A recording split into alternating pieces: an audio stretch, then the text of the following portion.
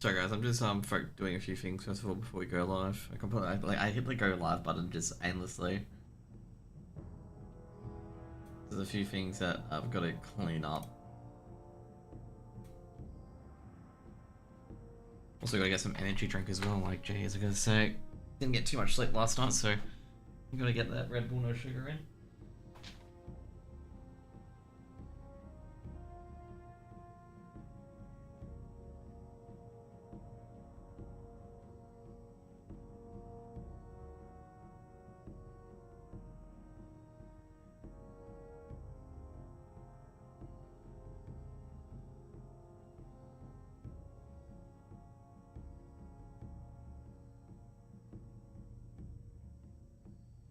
Okay, we're back.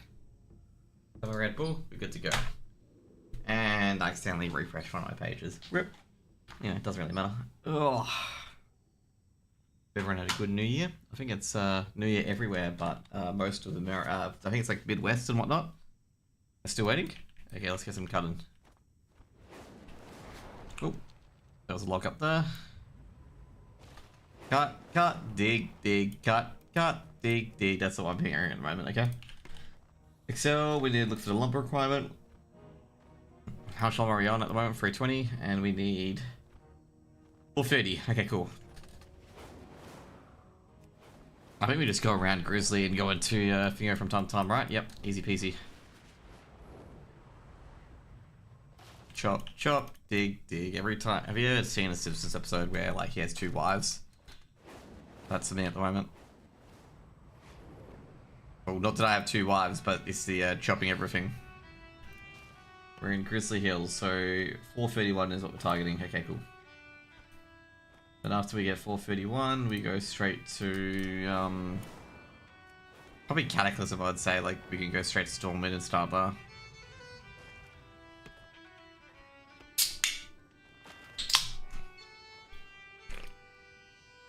And then go to Fingo afterwards. Hyjal. I wonder if we can do around Elwyn Forest and stuff like that. The Golden Triangle there, because that would be a lot of trees.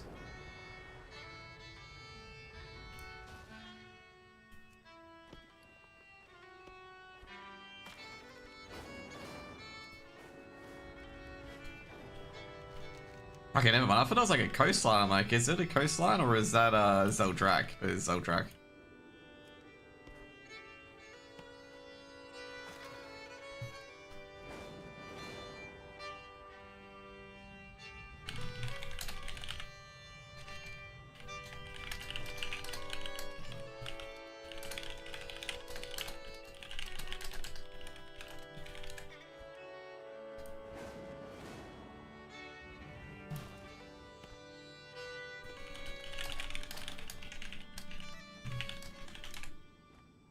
Let's go.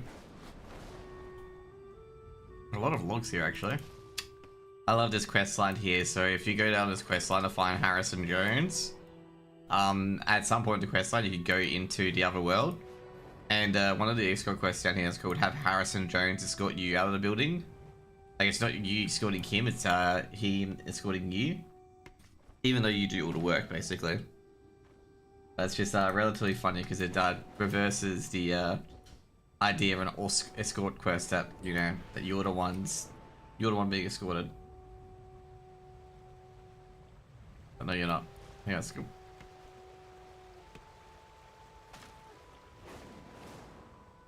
I think we 431, right? Now we're in double digits at the moment. Which we do good with, actually. Gotta be a bit careful on like going max speed because like the refresh rate on these things don't catch up.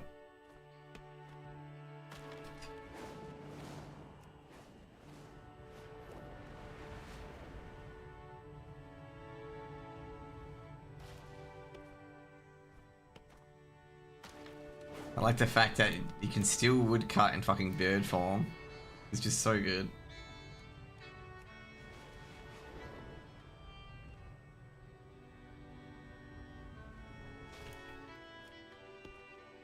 Bang.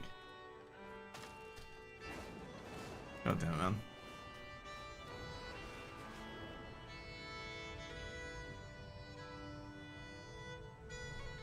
There's actually a weird one. There's a bridge here. There's one of these bridges here that's kind of pointless because it bridges over ice. Yeah, I think it's like one of these ones where it bridges over ice. Like there's, it's perma cold basically. So obviously it's Northrend. It's just very weird. Like some of the bridges here that is just really pointless.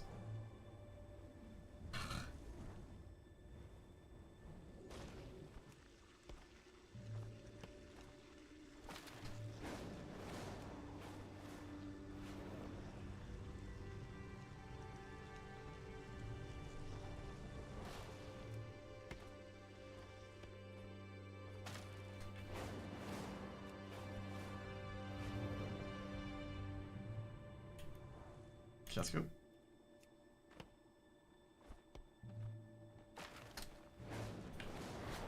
So I think it was 431, right? Yeah. Oh.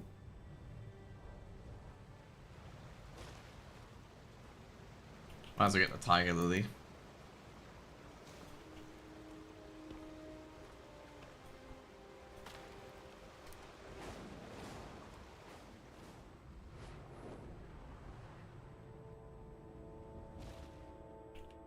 There we go. I gotta assume that someone's done all the decor before the expansion. I wouldn't be surprised if someone hits, like, you know, I think someone said you can hit maximum rank 7 pre-expansion. I actually do wonder if it gives EXP as well. Like, it'd be crazy if it gives EXP. Like Professions, for example, gives EXP as you level up. And also they changed it where you will, like, previously it's like whether you get experience or knowledge. Like if you're max level you get knowledge. And if you're not you get experience. So yeah. There may be a reason to do some professions while you're leveling. Like I say, if you're trying to rank first, like you can't do your professions while leveling. It just doesn't work like that.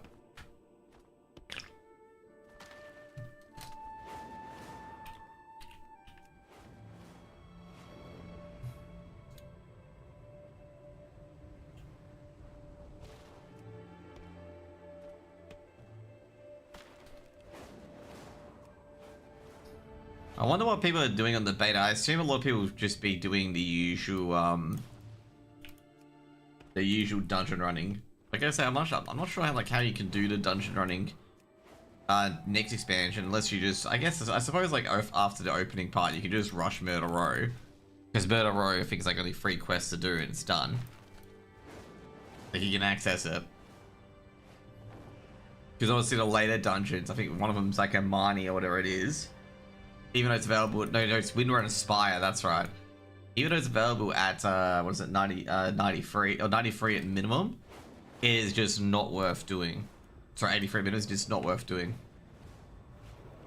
Because by the time you get to that part of the quest in the quest zone, which I think is deep in Tranquilin, in Ghostlands, you might as well just continue leveling as it is. I think a few people, what they'll do is they'll get Murder Row completed, and then just spam like dungeoning until they get to their respective levels so they can go to a new dungeon. Because I think Blizzard are probably targeting that sort of strategy because they've locked a few of the dungeons away until you either unlock it or hit a specific level.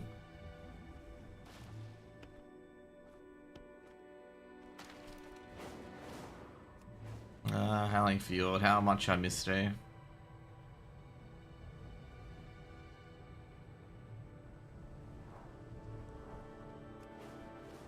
Funny thing is, I never went across this bridge. Oh no, I must have gone across this bridge. Otherwise you don't get to New Agamand. Yeah, across this bridge and then you get these quests here. These are the first few quests that you get. And the curse has been unleashed. You have to check all the things and you realize that some people have stolen all the belongings of these Vicryl, which is not a good idea. Then New Agamand is about taking out the Dragonflight and Ember Clutch. How the plague didn't work on them, now you gotta find something different to work on them.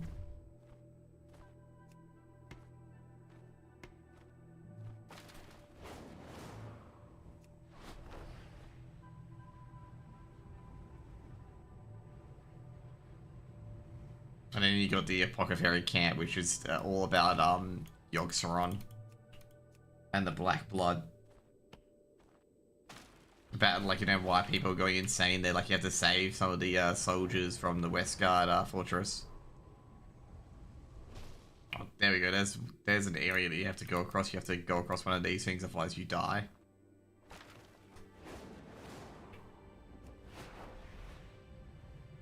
There's Ember Clutch.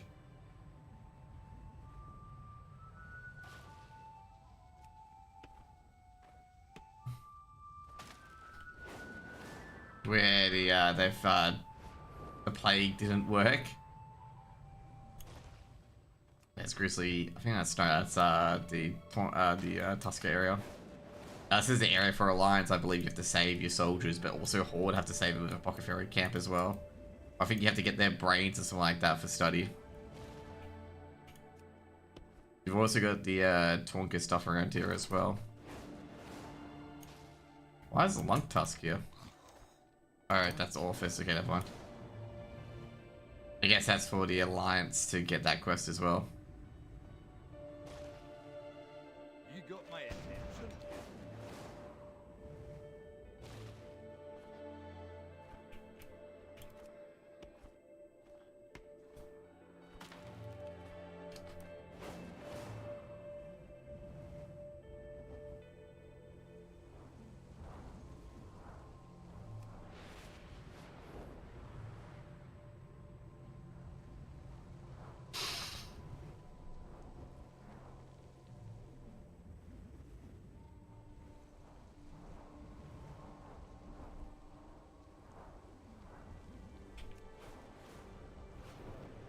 I think that's a pet battle, right? Yep.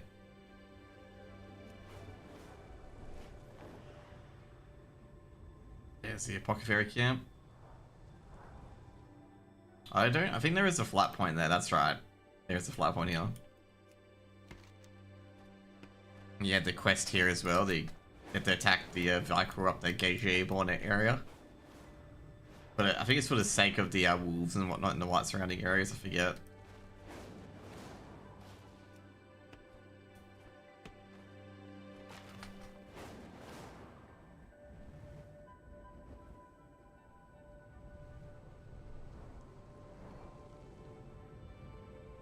Let's go. I had to take a look at how much I had. 361, so 70, under 70 go. Under 70 to go. Under 70 to go, Jesus Christ.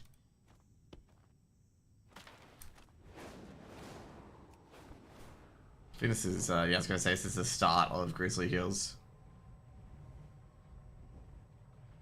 I accidentally went to Grizzly Hills when I was doing this quest as well, because I was trying to kill the Murlocs, I believe, yeah. I went too far this way.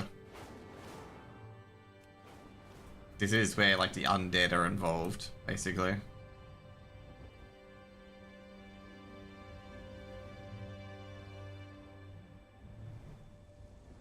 Like, I think under both campaigns you get rid of these guys, because obviously, I guess obviously, as you can see here, the Westfield point here as well, and then you go rescue the people who've been told to mine the Black Blood of Saranite. Like, the Westfield Keep guys, or whatever it is, the Westguard Keep, are unaware that they're on top of,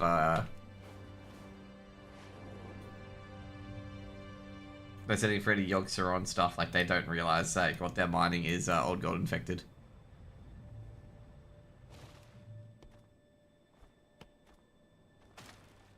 Well, I assume they realize it's Old Gold Infected, I guess. I'm not terribly too sure. But with Grizzly Hills, like, the first few missions are very, like, slow. Like, basically, it's only, like, I think it's, like, four or six quests. Like, not all together at the start, but if you do, like, all these, like, PvP zones down here, there's a lot more. But, like, at the start, if you avoid the PvP areas for Grizzly Hills, there's only, like, 8 quests at the start, and you get them done in 2s, and then afterwards explodes out. It's, like, kind of enticing you to go for these PvP quests. Because there's not many PvP otherwise. Oh, sorry, there's not many quests in Grizzly Hills otherwise. Like, there's all these weekly or daily PvP quests here, which you should do for experience.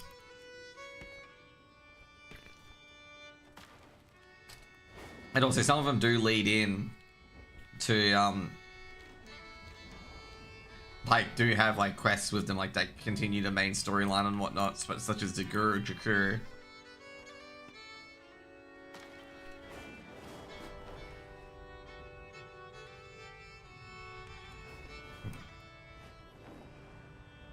Overall, Grizzly Hills is a very, very weird zone.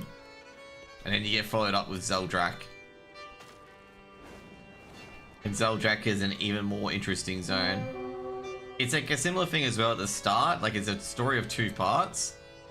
Like, at the start, you've got this big story with the undead and DKs and Jakuru, who's demanding you to do things and whatnot. Like, the Ebon Blade is trying to destroy the...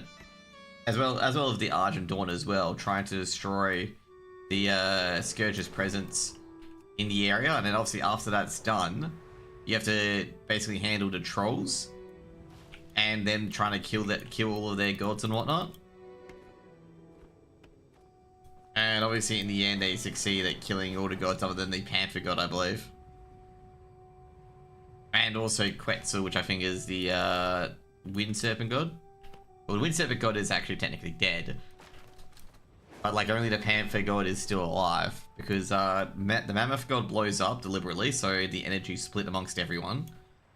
And Akali is killed by the trolls, the Jakari trolls.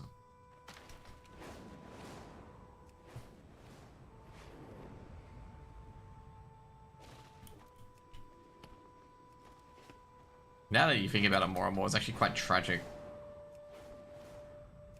And the guy who killed Akali for his energy, like, you know, at the end realizes, like, you know, if our gods can die, so can we. Like, he's like understanding, like, what they've done.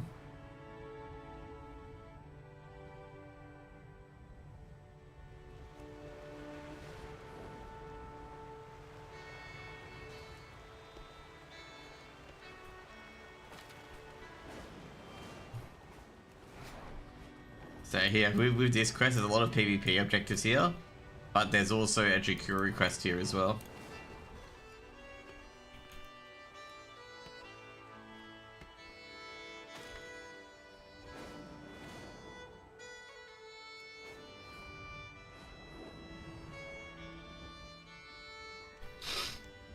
Look at a Zeldrak. Zeldrak's an interesting one because you can go to it pretty, like, I think it's like halfway through Grizzly Hills through a Argent Dawn Defender, and you can go to that area first, which is everyone's first area of it. You also have to go back into Grizzly Hills from Zeldrak for one of the Jakuru. Oh no, that's the Grizzly Hills questline you have to do in Grizzly Hills. The Grizzly Hills is meant to be cause and effect, like Zeldrak, like with Grizzly Hills, we're managing Zeldrak as it is. And then Zeldrak is after we do Grizzly Hills, like that's its entire thing, yeah.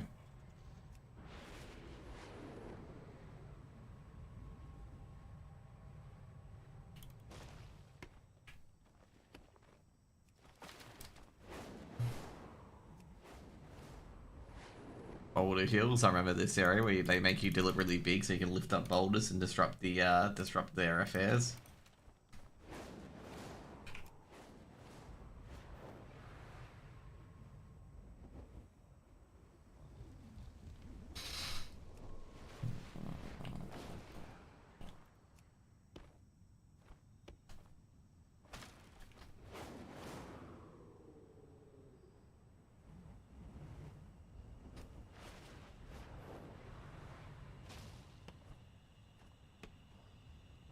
There we go. Double 2, by the way, which is about 1% chance of happening.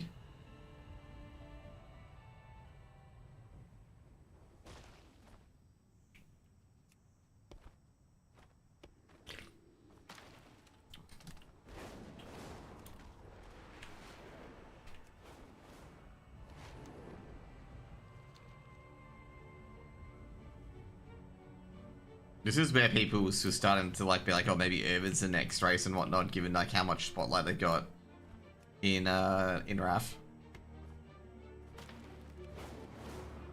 Only for them to be introduced a lot later, a while later. There you go.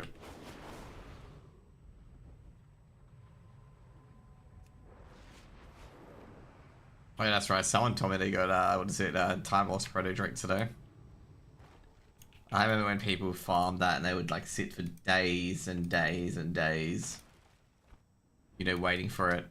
Given that only one person could loot it as well, because this is before they changed it to everybody could loot it who killed it. And then it was made easier because you could basically deliberately set up a phase, like in different realms and whatnot. Like you could realm switch, but then they changed it obviously to their phasing stuff. So you couldn't go from realm to realm to try and farm it. Because like there were some realms that was like completely dead and you could just get a person to invite you over to grab it basically.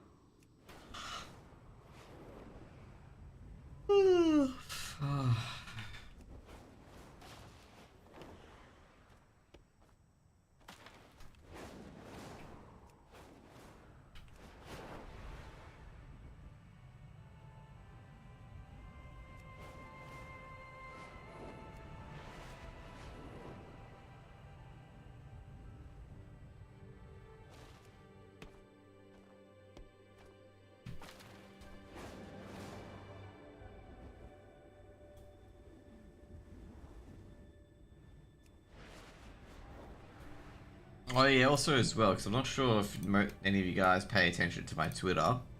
Or I go say it's probably not many people, but yeah, I got some pretty shitty news about the Urban Riga stuff. So with Urban Riga, like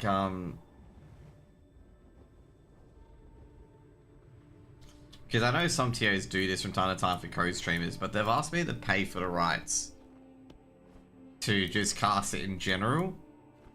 And I'm hoping to see if I can get like being official Semper Fi streamer and whatnot to get me around it. So there's a possibility that I may not cast it, given the fact they're trying to make me pay a certain amount of money for the rights, which yeah, like overall, like I don't want to pay for rights for a product when like I don't really commercialize my casts anyway. Like, if I was, like, for example, the Gamba sponsor, a few other sponsors where metrics meant a lot, you know, that would be tax deductible trying to generate an income sort of thing. But since I really haven't really given too much a thought in, like, the commerciality of it, it is 2026, by the way. But, yeah, I'm debating whether or not it is, worth just paying for it at the moment for Urban Riga, which is this Sunday. And they only asked me for Josh yesterday, and I told them I'd think about it because I don't like they want me to pay 60 USD for 1 day and 80 USD for 2 days for the rights, and I'm like I'm not interested in the rights. I'm only wanting to cast one team. So yeah. Thank you, Shadow Dude. How close is it for you for New Year? Is it just one? Is it like 26 minutes or?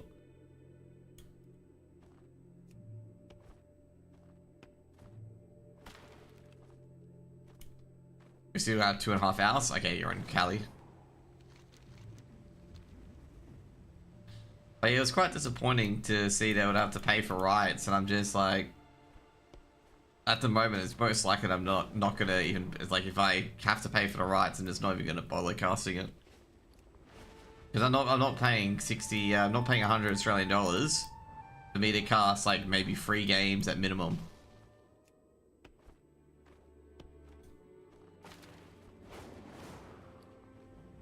And not to mention as well, I assume, unless they are setting me up with the clean feed and whatnot, which I'll ask and query them what they're going to set up. And if they're going to set me up with an observer and whatnot, and all that jazz, I'll be happy to pay that amount because I don't have to do too much. But if they're expecting me to do my own observing and also cast, I'm not gonna like pick that up.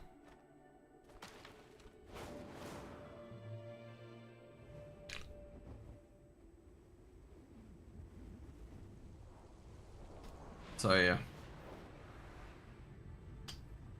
And it's mainly because I can't make it commercial at all. Like I can't make it profitable for myself or profitable for the community.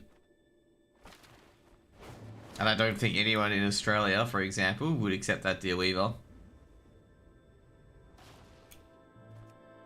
Where they would have to pay to cast something. Well, actually, I cannot imagine anyone in Australia would have done that in the first place.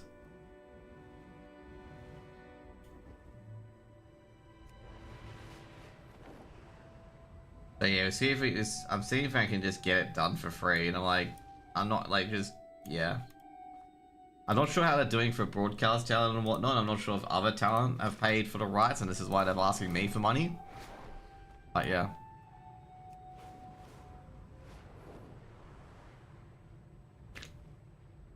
It's ultimately a very frustrating end. And, you know, if they're starting to ask me for money for rights and whatnot, I feel like all these other little tournaments that Semperfi are in, it'll be the same story as well. And, like, the main thing as I was going to cast in particular is just have someone familiar with the teams there. Because a lot of the Australian teams get overlooked, like, so much. Get way, way overlooked. And, they say, like, some of the talent in particular just say things that are outlandish. Well, not outlandish, but it's just like, well, if you talk to the teams or talk to the players, they would have told you otherwise, sort of thing.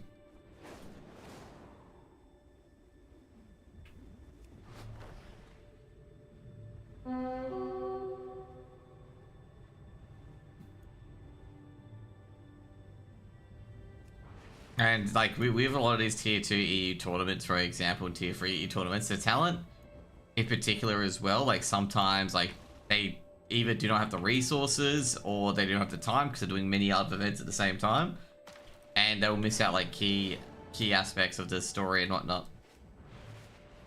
Or, like, they will never focus, they'll focus on the EU European team, but won't focus on the Australian team, sort of thing. Because we had that in Blast, I think it was, where like Launders like straight up admitted that he didn't research FlyQuest basically when FlyQuest doing a good job at Blast. Like it wasn't like straight up saying, oh, I did no research on this team. He just basically said like, you know, I didn't do much prep for this team in particular because I thought FlyQuest were gonna go 0-2 or something like that. I'm trying to remember what he said, but he like, you know, he basically said, you know, oh, I don't do much prep for the Australian scene or something like that. I'm trying to remember what he said because it was just like, huh? Like, you know, it's only one team in FlyQuest.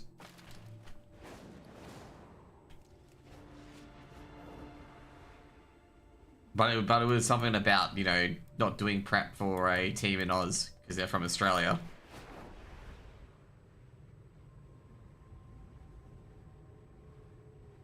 So it was either Blast, I'm not sure if they were casting Blast Rising or something like that, or a different area, but yeah.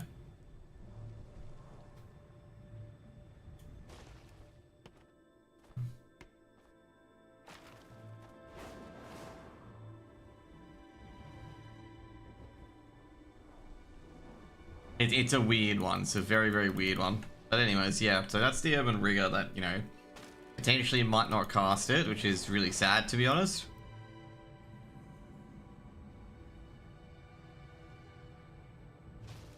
Because I did just really want to show it off. But that's looking a bit unlikely, especially if I have to pay. Like I say, if they offer the pay, I'll just pay it anyway and just cast their games. And as best as I can. I basically said to Ben as well, like, you know, probably when it hits like 1 AM or 2 AM, I'm probably gonna have to duck out and potentially go to bed. Because I've got to work in the morning.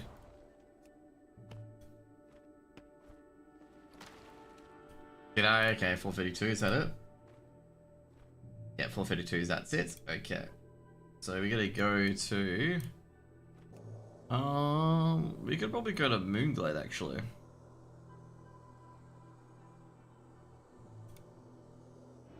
Trying to think what the best. We can go either to Moonglade or Duskwood.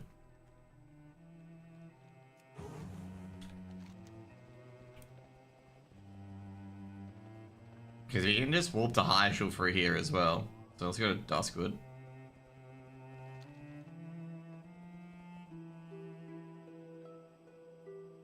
And we gotta finish, we gotta farm 448.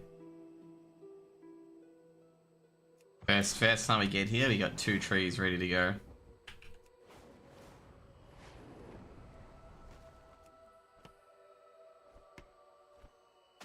So how much ironwood have we got so far? We got 42, so we need to get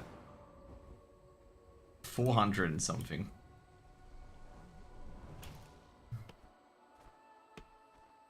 This reminds me of Dalaran, funnily enough.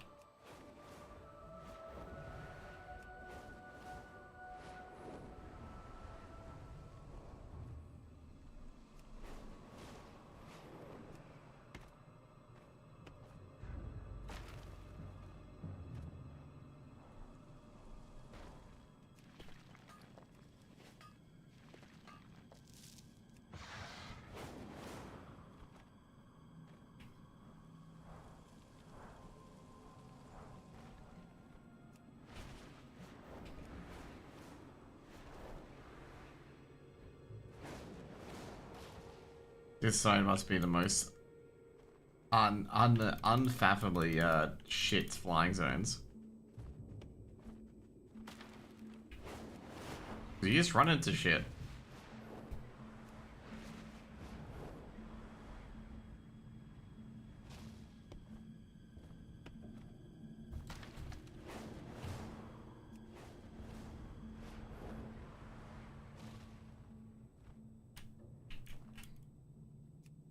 Ironwood, work.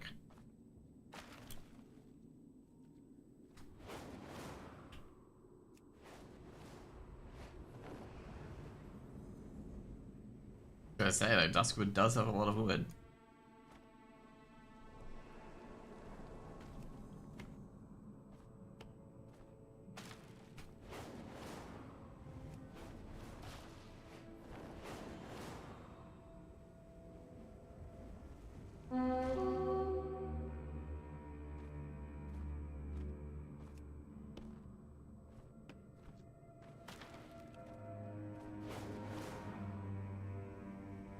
A lot of herbs too, actually.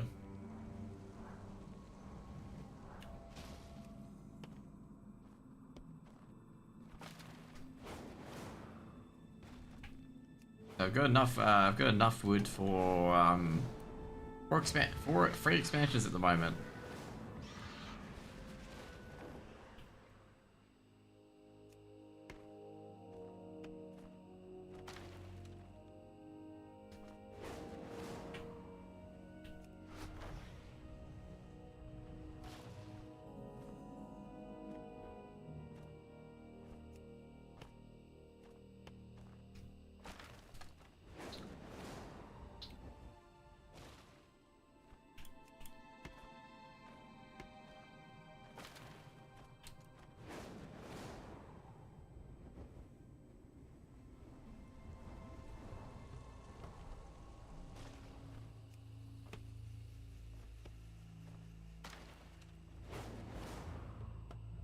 This is a hard one for Westwood because Westwood doesn't have too many trees to cut. I was thinking of doing like Fellwood and Ashenvale, but turns out like this is actually a pretty decent area.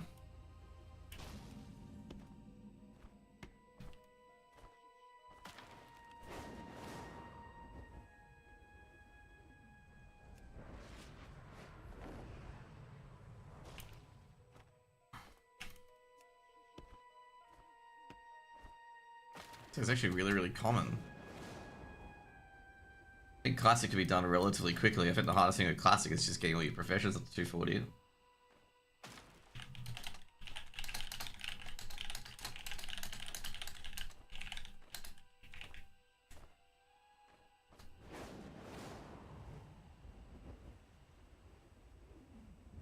Oh, there we go.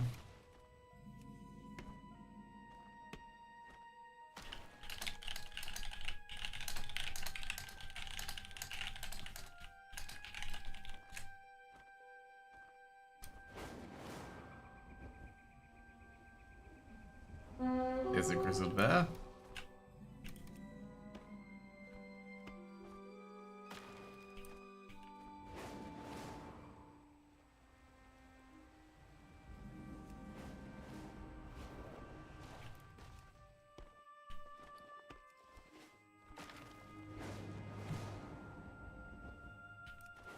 gonna say, I think Druid may have been, ironically enough, the best one to level.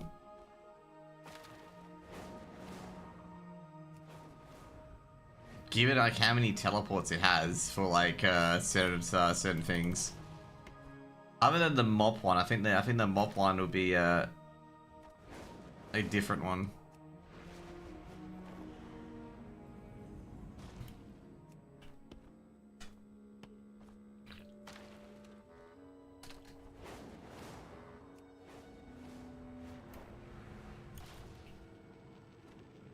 Where's the axe? Oh, there it is.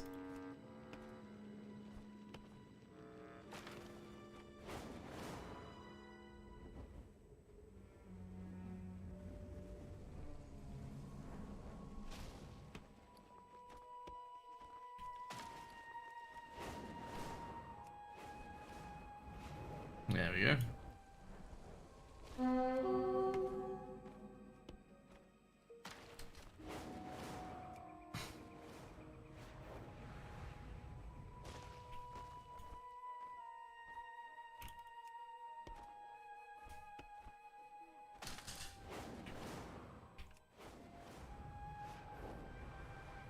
Jeez, there's a lot of wood cutting here. I feel like I might get a lot of these things done relatively early.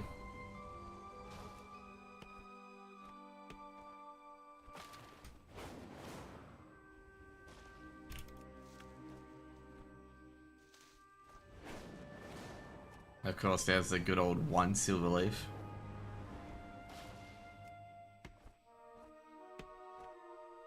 Because yeah, I gotta say, like, all the other expansions have been so sparse and so far apart. This is like being relatively close to all of them.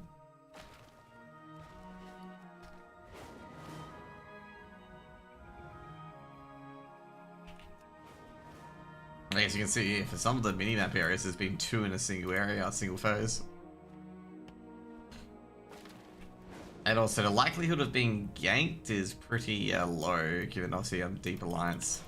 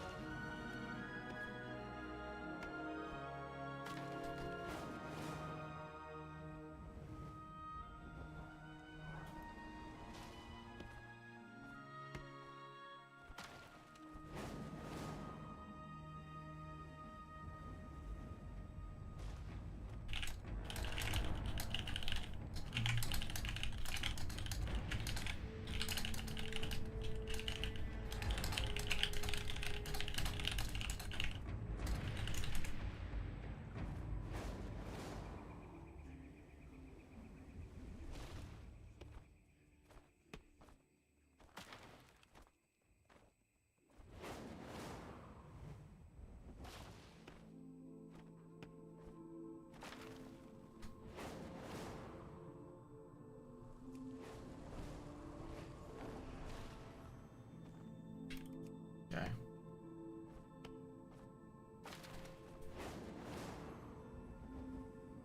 Also, watched Fallout yesterday, okay? Fallout was a very interesting episode. I love the people who are like doomers, man. Like, there are some people with Fallout who are the biggest doomers on the planet.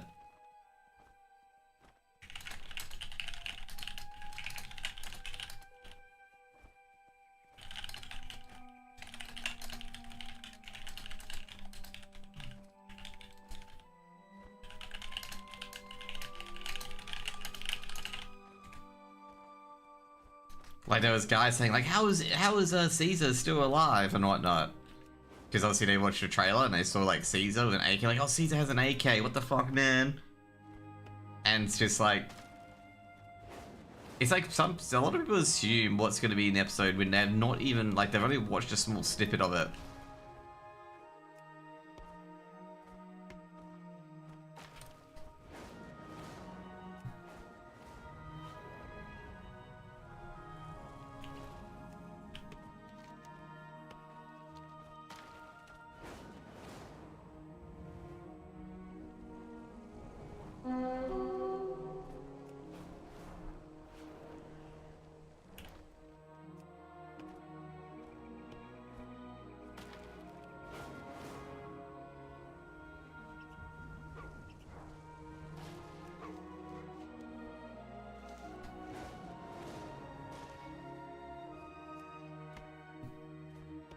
Like, one of them was like, they were like, this is an last episode. They're all clamoring down about the timeline on Shady Sands getting destroyed. And it's just like, guys, relax. Okay, let them tell the story. Like, half these guys are going, oh, like, they're just foaming at the mouth about how, like, they're just bad storytellers. I'm like, yeah, they can do whatever they want with the story. And also, a lot of them don't understand that, like, the character that they're narrating from, because Game of Thrones did this relatively well. And this is what a lot of people have seemingly missed with, like, a lot of narrative storytelling. Is that the person, so Game of Thrones has this, telling the story doesn't know everything, but the reader may know everything. Also, is not to mention as well, the person narrating it may be misremembering or misinterpreting things to, like, kind of show it as a normal sort of, like, normal sort of narrative where, like, you know, if you're telling a narrative from a person's POV, that they may leave stuff out due to, like, you know, not remembering, not observing it, or anything like that. And, like, Game of Thrones did that relatively well if you read the books and then watch the show and then see, like, you know, that certain aspects of certain POVs from, like, you know, for example, like Arya, Rob, and whatnot, were a lot different. Sorry, I think Rob didn't have a POV, it was Caitlyn as the POV. Because obviously Arya was her own POV as well, but you can see, like, from her point of view and whatnot, that they were different, or, like, they weren't completed and whatnot.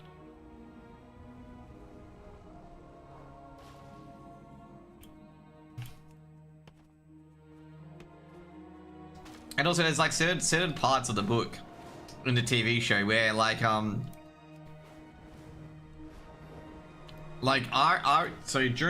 after the Red Wedding in the Game of Thrones, from Arya's POV, Arya gets KO'd by the Hound, basically. The Hound knocks her out.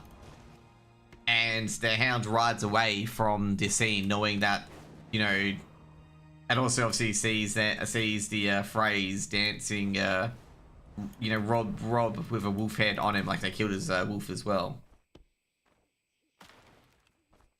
And, like, the Hound tells her that, you know, from her POV afterwards, but, like, her POV during that is basically she gets knocked, you know, she feels the back of an axe butt onto her head.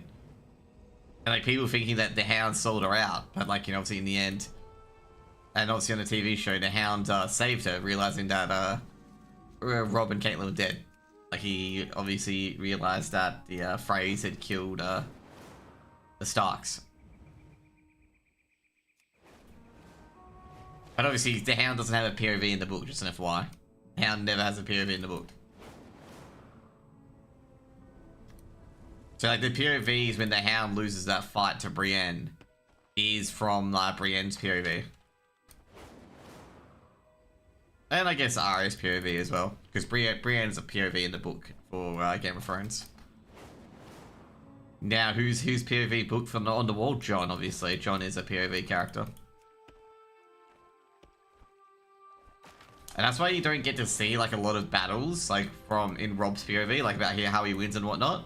Because all of it's from Caitlyn's point of view. Like, all of it's from Caitlyn Stark's POV. Because I think Ned was also one of the POV characters as well. That's why you get a lot of stuff in King's Landing. Obviously, we know what happened to poor Ned Stark.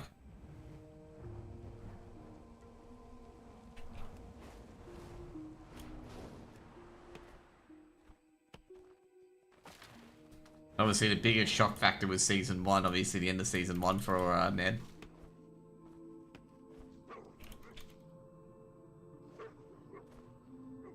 A twist that no one really saw coming, to be honest.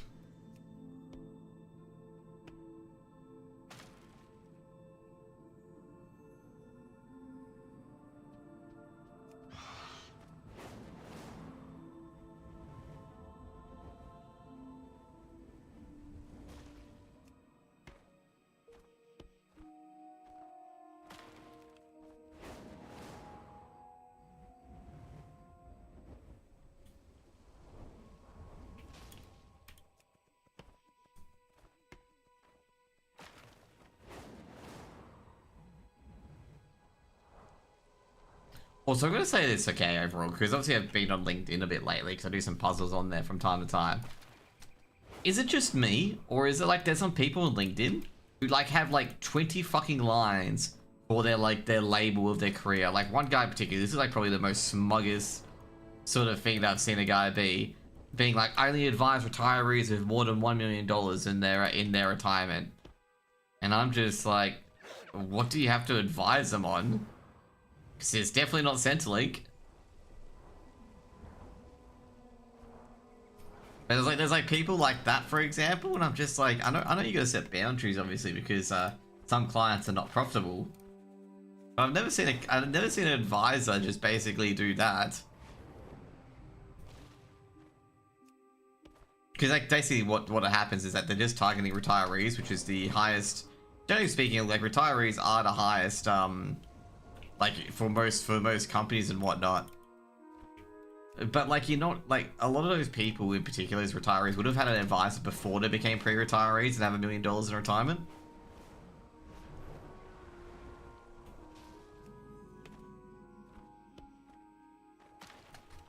Because like you don't, I guess, with a lot of like unless you got a really good job and whatnot, you don't get 1.1 before retirement by just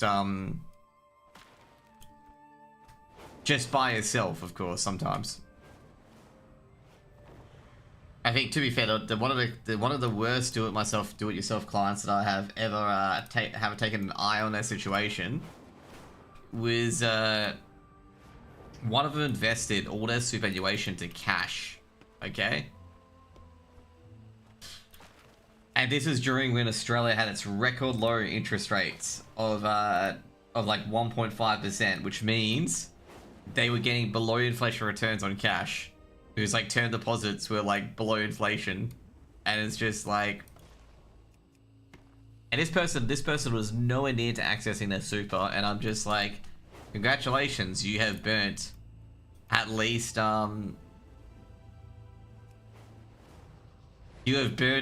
like, you know, compounding returns. You've burnt at least like 10 to 15 years of compounding returns, and you may have not even realized it. Sorry, 10 to 15 is a bit a lot, but like, you know, you've impacted your retirement by at least 30 to 40,000 purely on making that mistake alone. And like I had to quickly just get a quick SOA to them and be like, guys, you need to get this done right away and get it out of cash.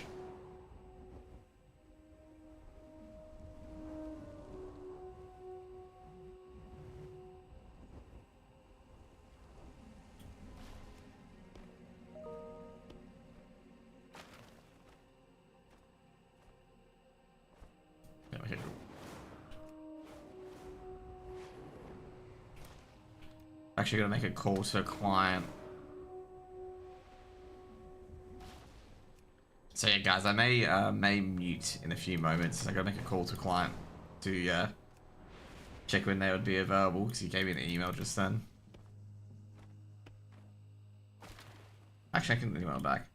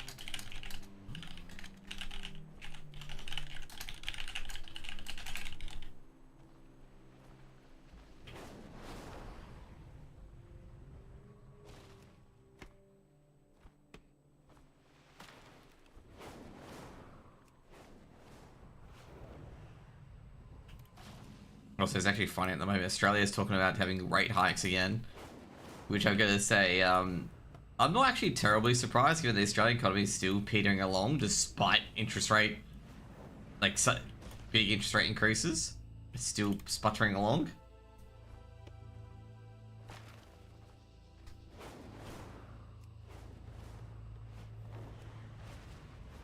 Because like when you raise interest rates, generally the market does do a rough cutback, but the market never did a really rough cutback.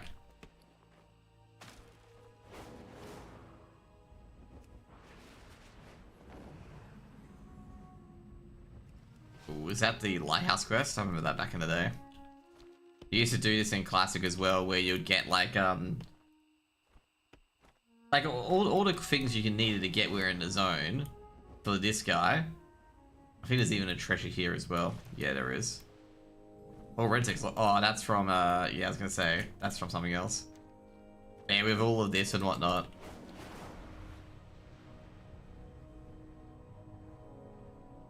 Like, he's actually kind of important later on as well. Also, did you have a Tauren here as well, who has a repeatable quest for the, it's been replaced, obviously. Oh no, he's still here. There's like a big quest for like getting all the booze, and you have to do a repeatable quest to get booze from him.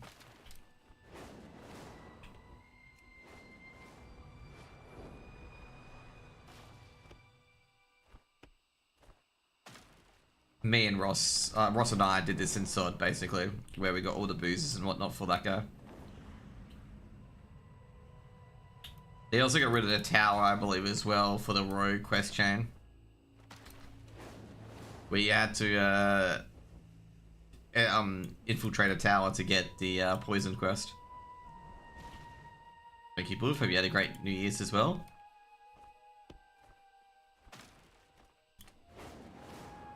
We got done with... no, actually the tower's still here. So this is the tower you had to sneak in to get your rogue poisons quest on. I'm trying to remember which tower I did. I'm very sure I did this tower on my rogue, and I did the other tower on my rogue as well. Because all the mobs are elite as well, so you have to sneak past them.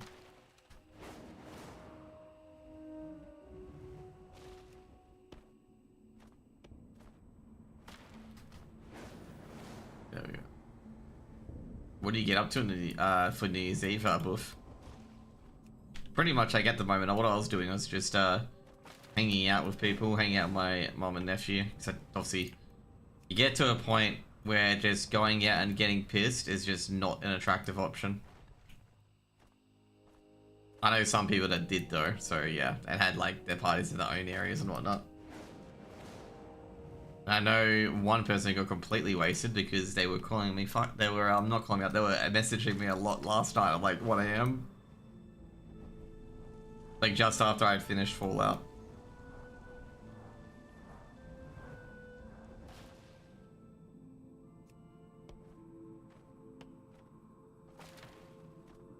Ooh, I think it might be them.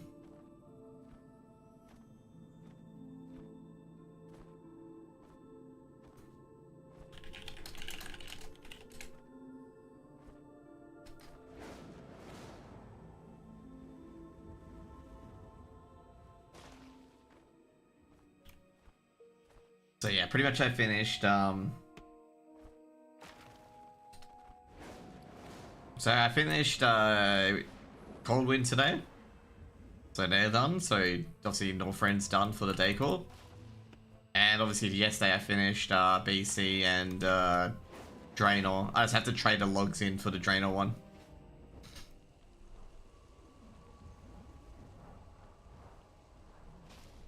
Also, I've been trying to get the last anima for the quests.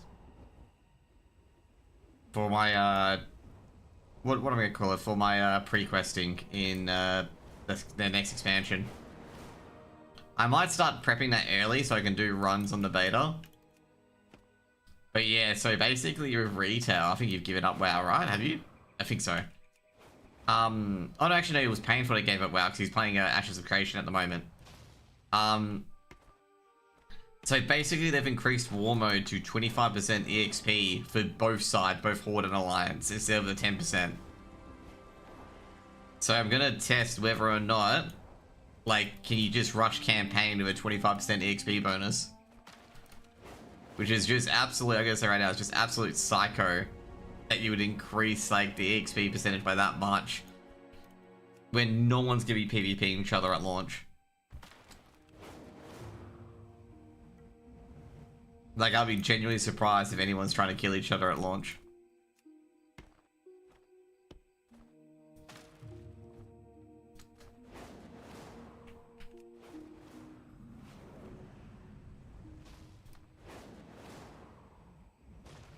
For me, overall, I just have to get Eversong Woods done relatively quickly. So I think the second zones, because you have to do every single second zone, will probably be the area where people may be able to gank. So like areas like Harran, like let's say for example you do Arator first. If you're ahead doing Arator first, it's probably pretty easy to do that because Arator you just teleport everywhere. There's not really one zone where you are. But like Zul, for example, zones like Zulaman, for example, and whatnot, like it could get very, very, very hectic. And Harran, especially towards the end of the levels, because like some people be like level 72, and they'll try to kill you. Obviously, sorry, not level 72, level 82, and we will attempt to try and kill you since they got better like stats and ratings. They will be able to do so. When you like compared to like being like 87, 88.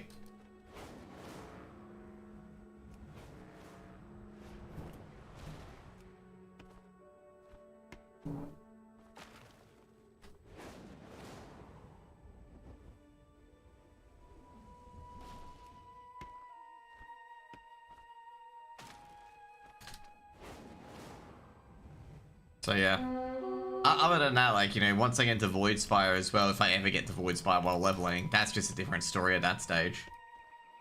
That's just like, we would be done at that stage, it just doesn't matter. And also, like, no one would be able to interfere with me if I once I get to Void Spire. Because with Void Spire particularly, you have to do, so Void Storm, or whatever it's called, I forget what it's called.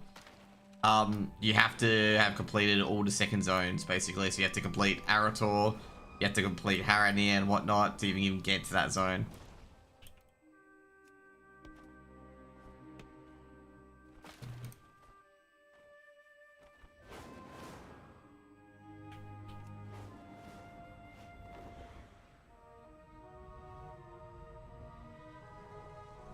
So obviously there's a few things I am indeed thinking about with leveling while we collect the decor.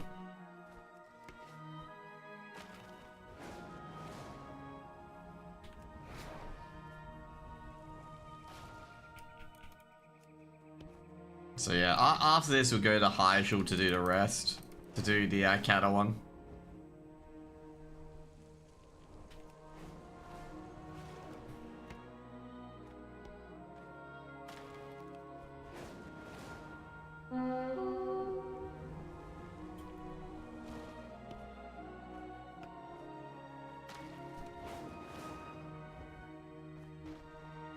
Dude, this one is so annoying. Like, so annoying.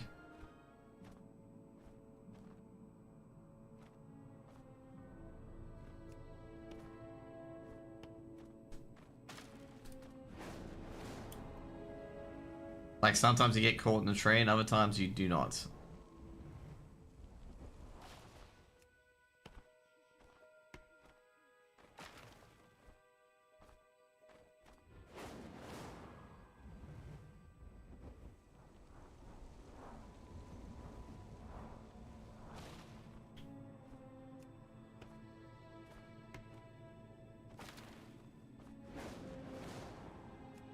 This is the downside of being in this area. It's like with this, like for example, you get caught on a branch, and it's just like not really fun. This guy has been trying to invite me to this guild for a very long time.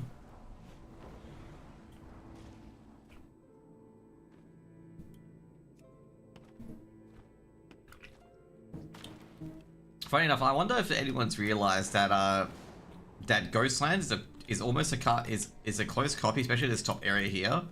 This top area here for Duskwood is a copy of Ghostlands. Sorry, other way around. Yeah, this top part of Duskwood is similar to Ghostlands, basically. Because, like, they also have, like, an internal thing here as well. And so does Ghostlands with the Amani troll tombs.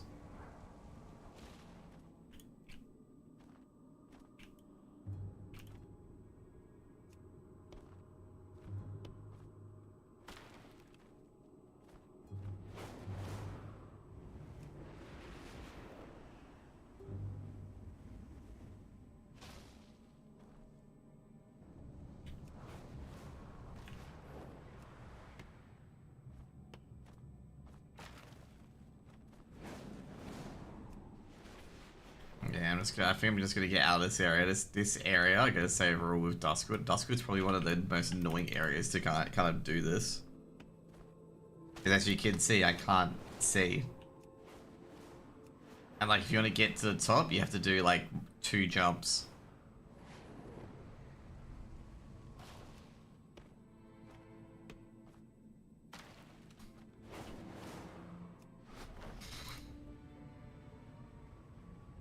But at least I can go into the town.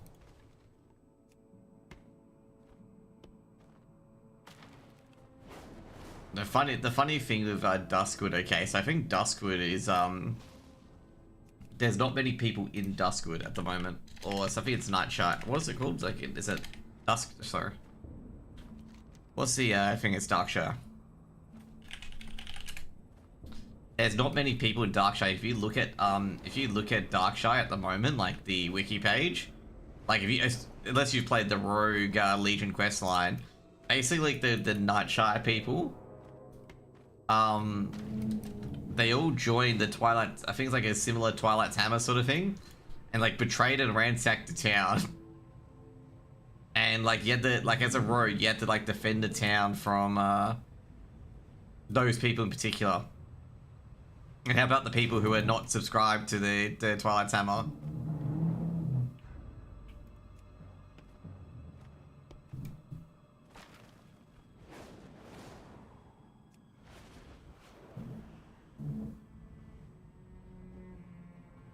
Yeah, actually, let me read it to you here. Prior to the third invasion of the Burning Legion, the adherents to the Veiled Hand cult, Lord Elo Everlock and the Council of Darkshire ruled the town, while Elena Hefina Everlock and the Night Watch, they used to, obviously keep the roads free and whatnot.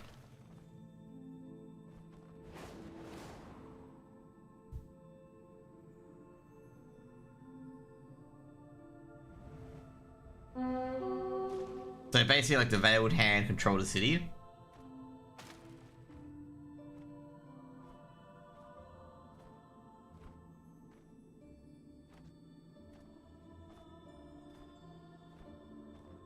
Let me find it by Legion. Yeah, during the Burning Legion's third invasion, the town was caught in chaos. The ruling councils and some Night Watchers and whatnot joined a fanatical Veiled Hand cult, which used the town as the base of operations.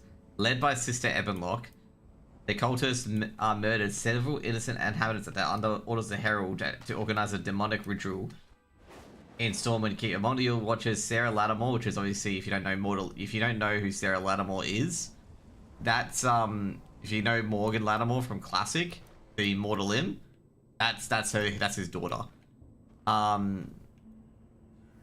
So yeah, basically the entire leading aspect of the town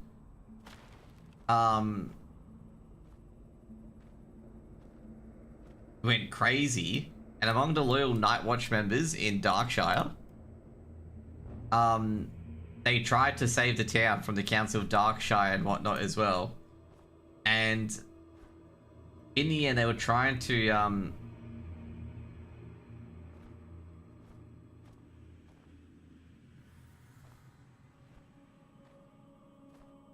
they were basically the rogue, because he's part of the rogue quest line, tried to assassinate the lead member of the Veiled Hand, and obviously failed, because that's how most of these artifact quest lines go, is that you fail to assassinate that person. Like your story quest line goes to killing that person.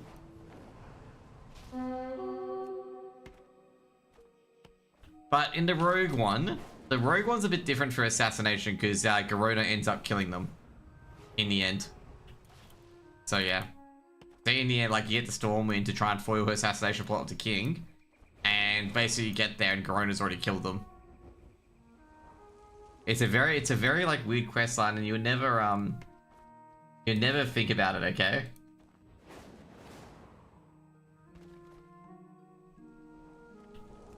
Like that, like Darkshire, for example, is like is completely a wrecked town because all the ruling members and whatnot, you know, obviously the guys that try to get you stopped by that Stitches and whatnot, were part of a secret cult that wanted to ruin the town.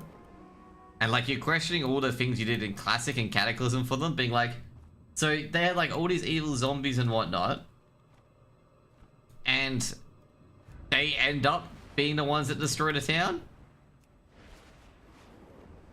Like it's the biggest, like, what the fuck? Like there has been so many like zombie attacks and whatnot that, you know, wanted to threaten the town and whatnot. But no, these guys join a deluded cult to destroy the town as well. And it's just like, why would they? Given the fact they know, like, they've been fighting all these voodoo, weird, undeaf cults for such a long time that they decided to join one. It's the most confusing bit of writing I've ever seen. Like, for example, when I went to that area on my rogue, I was just like, what the fuck is going on? Like, the Darkshire guys surely know that, like, messing with the undead or anything like that is, like, a fucking big no-no.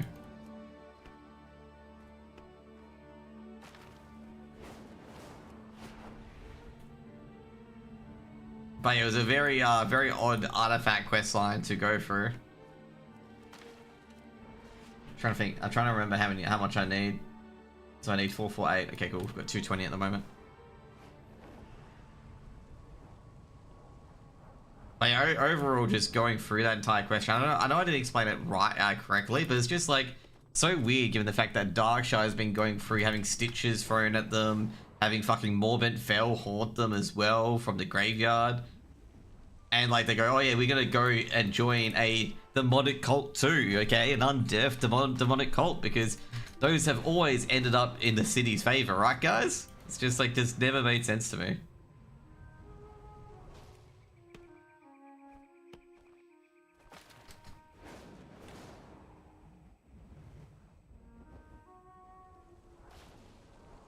But to be fair, nothing beats how good like this, I guess, say for Alliance zones in particular, like this is considered to be the Golden Triangle.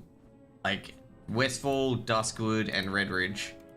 Like, it's called the Golden Triangle for a reason.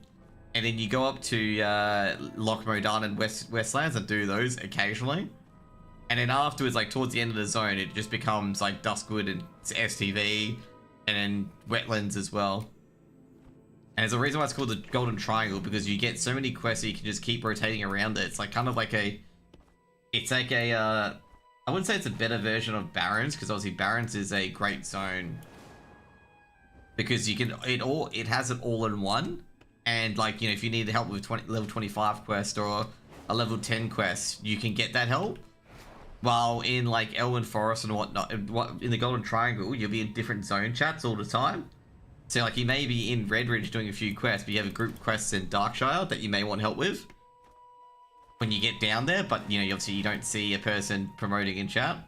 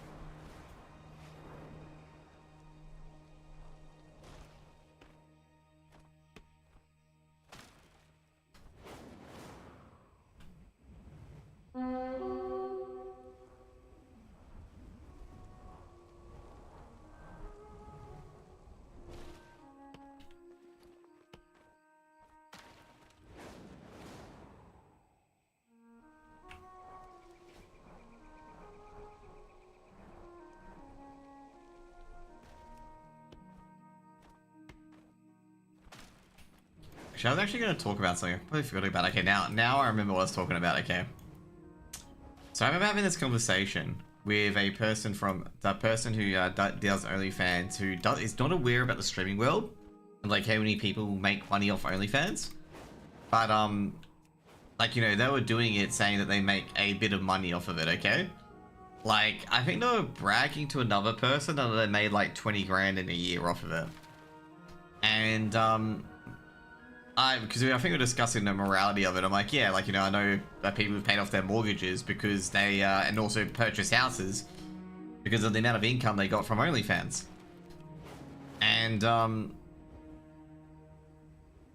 it was a weird one because like 20k of OnlyFans, yeah, 20k of OnlyFans per annum. And I'm like, because we were talking about how like you can make some serious money off OnlyFans, like actual serious money. And I was talking about how like some of the friends in the streaming world have made like, you know, they've be able to purchase a property or get it like, you know, beyond that, stuff like that as well. This person was also doing a full-time job, just an FYI. Like at the same time they had a full-time job. This is like on their off days when they came back from FIFO. Like this wasn't them like hard trying and whatnot. But they were trying to give like advice to other people on how to do it and whatnot.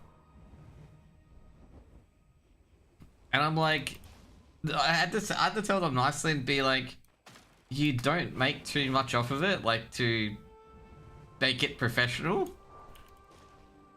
And I had to tell them kind of like, you know, it's not a it's I had to explain it to like an industry where you like trade your dignity for money. Is a like, yeah.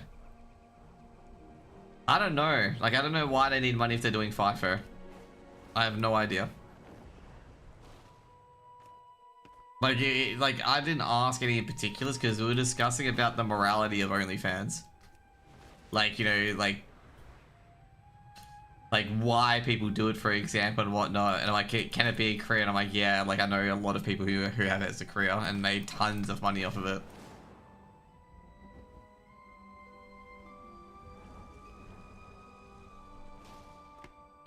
So yeah.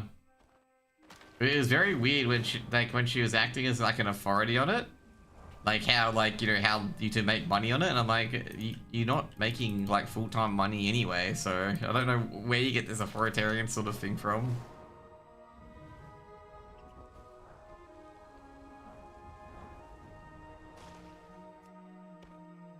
Because I think basically there's two ladies having back and forths on it, because with OnlyFans it's always between generally speaking, it's always between men and women who like want women to be a lot better than their body, and that sort of stuff. And obviously, that just FYI, they're derogatory known as pick-me girls. Like they're the women that don't want people to do that sort of stuff. Which is like, you know, it's a catch-22. There's actually good reasons for both sides.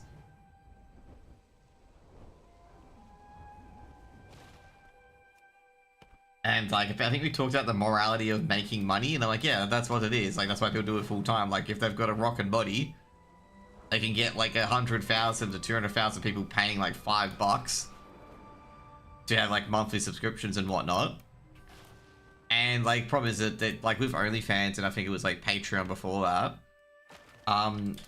like at the start it was relatively easy, because like if you showed your butt or, you know, boobs or anything like that, it had like some sort of like, you didn't have to have the full like, you know, photography mindset, but if you had like, you know, some photography skill, it was easy. But now these days you just gotta have like, for these days in particular, like, you know, you gotta have the photography skill, you gotta know like potentially like making subtle edits on editing software as well to make yourself look, you know, bustier or whatever it is and stuff like that as well. I have no idea, by the way, I'm just making this up as I go along, but I wouldn't be surprised if people like, you know, were doing small edits themselves to make them look hotter essentially as well. And have like, you know, for a potentially a professional photographer, or learn it to do it yourself, where you're taking photos where you look like, you know, you look like a thirst trap basically.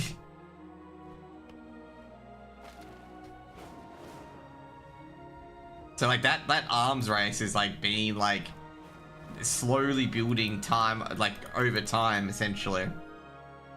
And I basically told her at this stage, I'm like, I know people like, because she was talking down to me about it, and I'm like, I know people who've purchased their own house outright from OnlyFans money, and like I've talked to them and what they do and whatnot and how they do it. So like, I don't like, you're talking to me like I don't know, even though I do know,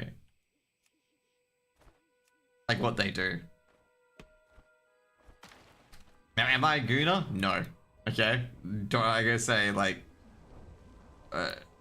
not into OnlyFans in the slightest. So I remember when one of the streamers I used to watch started doing their own OnlyFans, and I went on there, I'm like, yeah, that ain't for me, buddy. That definitely is not for me. I guess right now it feels like stripper clubs all over again, where you just get blue balled the entire time. And yeah, am I into being blue balled consistently? Probably not.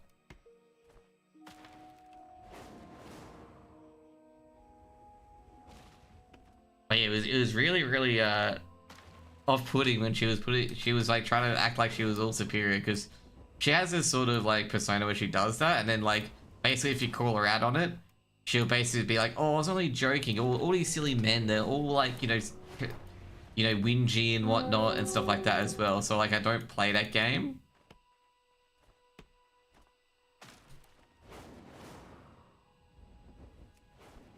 Like they're like I said, they're a person that will deliberately be disrespectful to you and whatnot. Not deliberately, but like being unknowingly or deliberately disrespectful to you.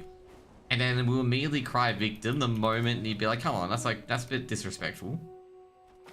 And then like say like the guy's a gooner and whatnot. And then, you know, get their victimhood status points as well from the people who still believe that they're that they didn't bring it onto themselves. I'm not sure if she does OnlyFans anymore, but like it was really frustrating me trying to like talk to her and be like, you do know, like I'm aware of like a lot of the big OnlyFans creators and whatnot, like top 0.01%, and the skills that they go to and whatnot, because I've talked to them about it. Don't even ask how the conversation came about. They all, like, I'm just gonna say right now, I did not go asking them like, oh, what's your OnlyFans technique?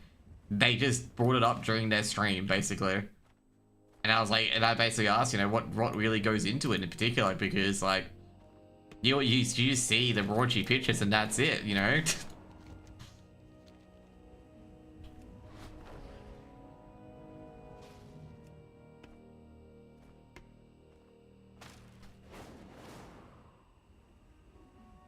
But to be fair though, it's a lot of people who have it as like an add-on as well. Like it's not just like, you know, OnlyFans as itself. They have obviously a stream and a funnel that gets people into the OnlyFans store and never leave. Like there's a lot of women who do this in particular, which are really good at it, where they have the so they do a lot of research, and obviously doing a lot of research in the psychology of love, men, and relationships helps a lot. Because obviously, if you do just OnlyFans, you just capture the gooners. That's pretty much it. You capture the people who just warp out their dick and just wank fucking anything. And as long as you float someone's boat in the gooner squad, you're going to be getting a lot of money. But the other part is like with relationships, like some people aren't about sex, funnily enough. Like there's a statistical anomaly of people who aren't about like having sex. It's more like having a conversation and like an emotional bond and a, you know, delve into that. Parasocial relationships end in there as well. And a lot of women have passes and whatnot where you can DM and talk to that person in particular if you pay a certain amount for subscription. And like you can pay a higher amount to be higher in priority and whatnot as well.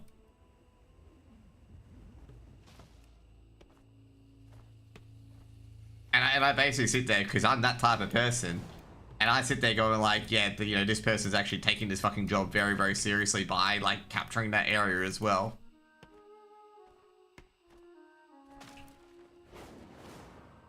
Not that I can say right now, not that I subscribe to it either. Even before I get called out for that protests too much.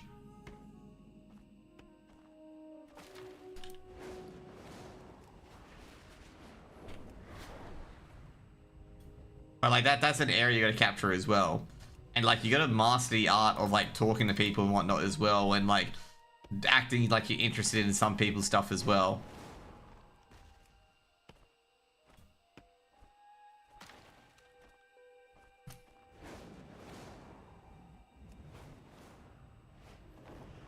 It's a very interesting thing overall. Like it's like if you want to know, like with women in particularly, like it's like women at the hostess club in Japan, where like men are just having a drink and then the women are just trying to, you know, have a conversation, buy them drinks and whatnot as well. It's basically hiring a person to go out with you, essentially.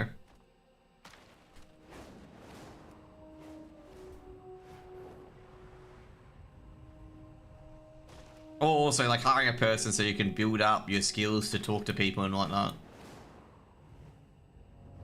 There has been various stories that I've heard on the internet, which I'm not sure whether or not they're true, of like people hiring escorts so they get used to talking to women. And like guys who don't have stutters and whatnot, like, you know, to try and get their stutter away. You know, because they're nervous and whatnot. And it's understandable, okay? It's understandable. Some people just like, the women just run away from them because they have a stutter. Even though they could be like, you know, relatively rich. Not relatively rich, god, that was a fucking, that was fucking, rough. I mean, relatively rich in like personality and whatnot. And rich in like, you know, experiences and stuff they've done as well.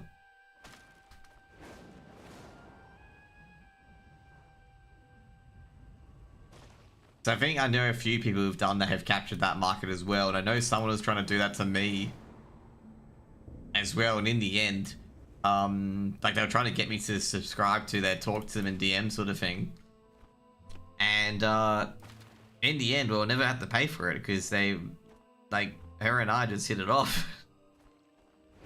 Because I'm like, you know, yeah, it was pretty good. Because I met them at a few conventions and whatnot. It didn't go any deep, just an FYI, it didn't go any deeper than a friendship.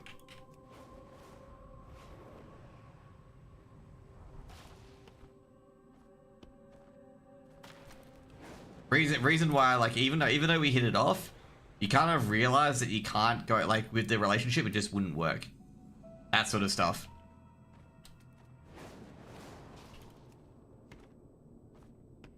Because we were, like, even though we had, like, a lot of commonalities, we had a lot of, like, core differences on philosophy and whatnot.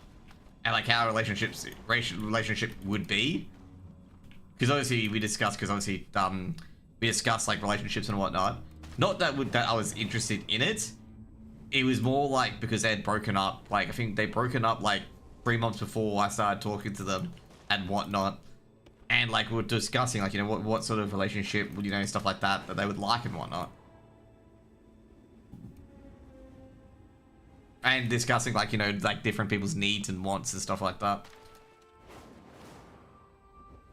And then, like, you know, you just realize that that person's, like, either demanding too much or it's just like, yeah, I'm not going to match any of those things in particular.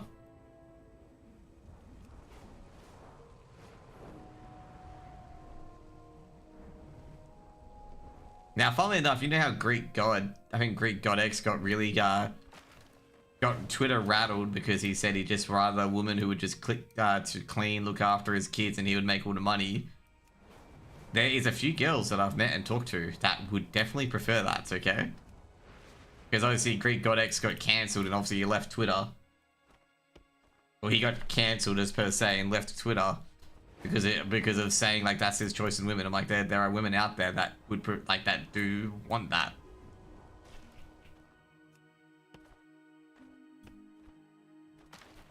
Like that's why like I'm not so judgmental on Twitter and whatnot, because like there is a variety of people that I know on Twitter, like that I talk to and reply to constantly on Twitter, that are completely out there for me. Like they're completely out there as in like they're a completely different personality type to myself, and it's usually just get to know more and how they run and whatnot, and like different ways of dealing with people and talking to people.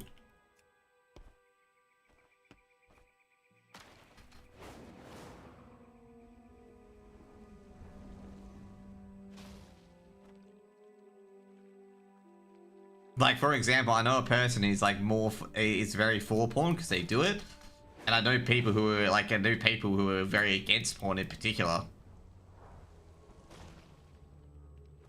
And like, one of their streams, they showed like a full anti-porn documentary on porn addiction.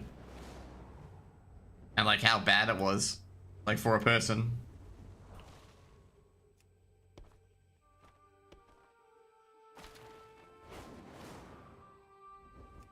I'm gonna say they like in the end they won out. Like a lot of people who made porn and whatnot like would not very they didn't say it publicly to the person. Like they didn't think it was like, you know, obviously a bit of a taking a shot at them. Like, you know, them potentially taking advantage of it. Like they didn't take shots at the person, but you could tell there was some animosity for what they did. But the person who showed the anti-porn documentary and whatnot with the porn addiction and whatnot, they're going really, really well. Like they've done incredibly well since.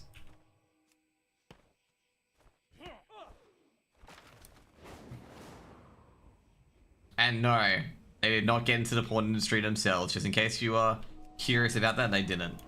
They're still vehemently against it.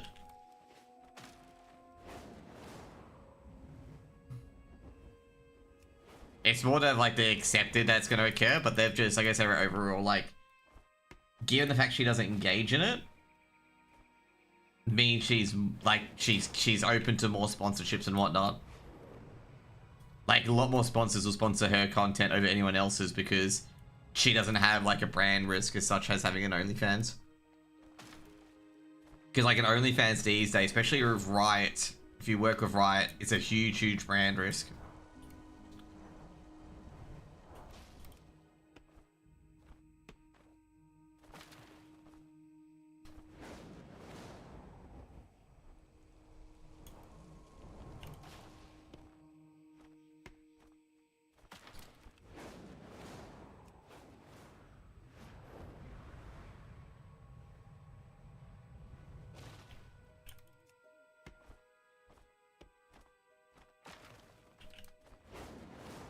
But yeah, it was that was, like I say, like I've had a discussion with a lot of them, and that was like the interesting conversation. It was the first time I've had OnlyFans brought up with two people like in my circle that are not, you know, associated with Twitch. The other one in the conversation wanted to shut it down, and they were like, if you wanna know anything, they were a devout Christian. That's all you need to know. They're a devout Christian. The other people that have been against, like, g'day Emir, man, hope you're having a good day, my man, and Happy New Year. The only person that I knew of that was against it as well was, like, a person who just wanted women to try and search and achieve for more kind of thing. And, like, the people who were, like, saying horrible things about her, like, particularly she drew the ire of the entire OnlyFans crowd, and, like, the OnlyFans crowd and whatnot were, like, literally shitting on her, but, like, literally going tooth and nail at, personally attacking her. When her, like, I had to explain her point to them.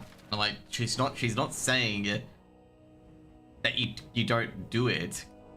She's saying that you can be much better than it, sort of thing. Like, because they were thinking that she was trying to ban OnlyFans to everyone. And she was like trying to say something else. What the hell was this game? Says WoW.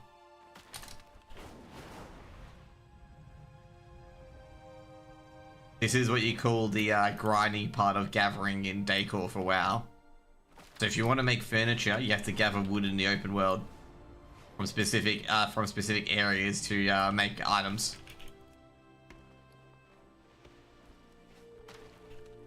Let's go check something. How much do I need? 448. Okay, cool.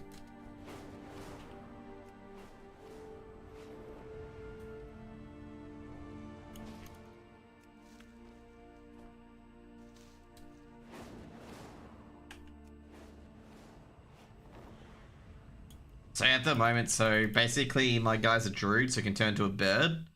And the birds are best. So basically overall, druids are class where they can shapeshift into other animals. And druid's the only class that can shapeshift to a bird form. And basically in certain actions, the druid can stay in its bird form so it can continuously fly. while other classes would have to get back onto their flying mount every single time. So just say it's like 1.5 seconds of time every time I finish this. So it's quicker for me to use this form than to use than to go and play another class and do this.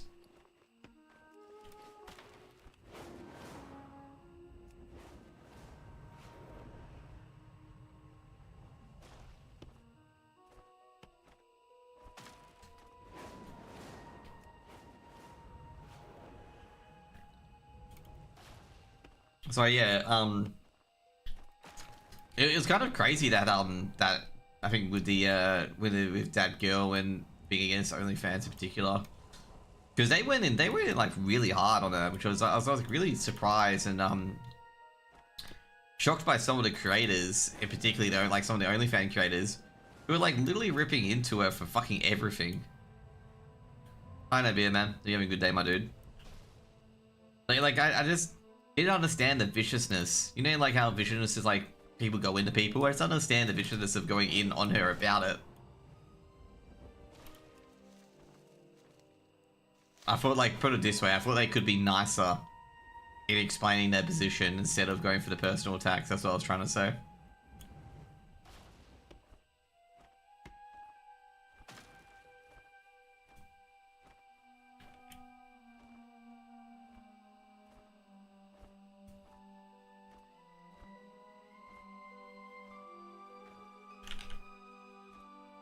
Two seconds, guys.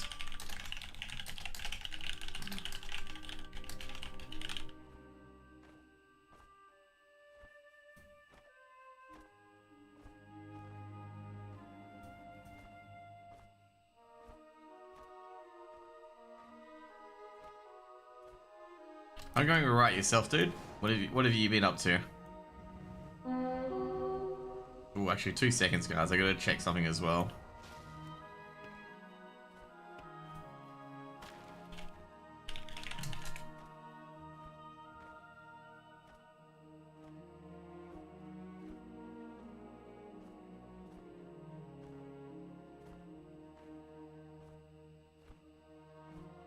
No, I've got all those documents still there. Okay, awesome. Oh no, wait, hang on. I'm gonna change this as well. Okay, I can do that a bit later.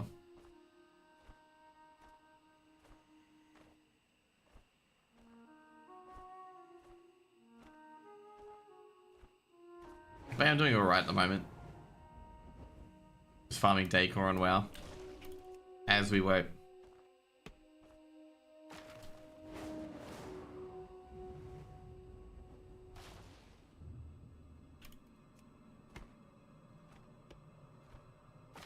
I gotta say, I haven't collected any 2 times or 3 times on the lumber lately.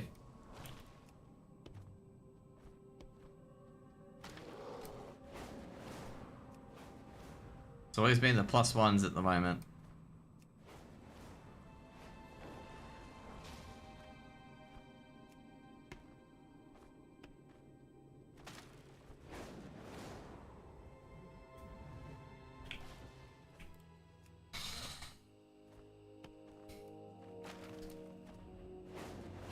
I think the last time I got a +2, shit, the last time I got a +2 was about 23 chops ago.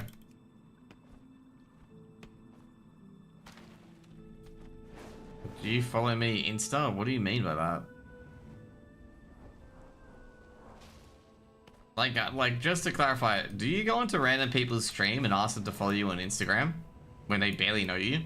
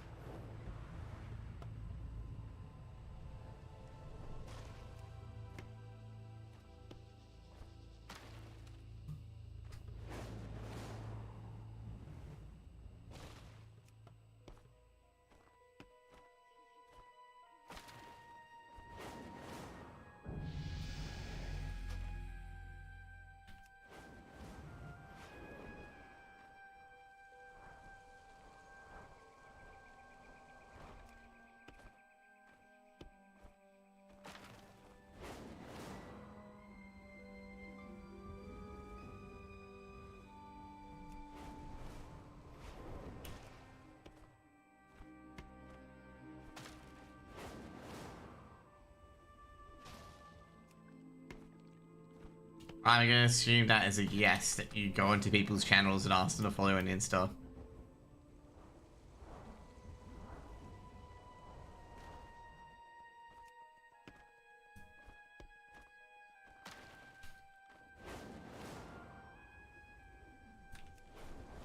I'm just gonna tell you straight up, that strategy is just gonna end up you getting banned from a lot of channels, and you having like a big follower account, because some people are gonna feel sorry enough to follow you, and you're gonna have no engagement for a big follower account. That's pretty much what's gonna happen.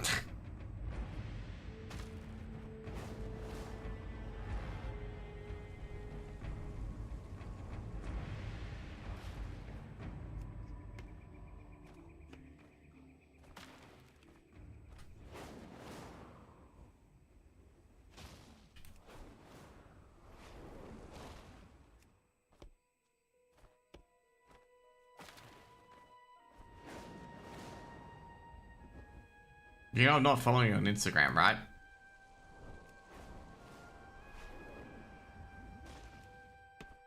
It's just really weird for a first time chatter to come in and be like, can you follow me on Insta, please? Like, bro.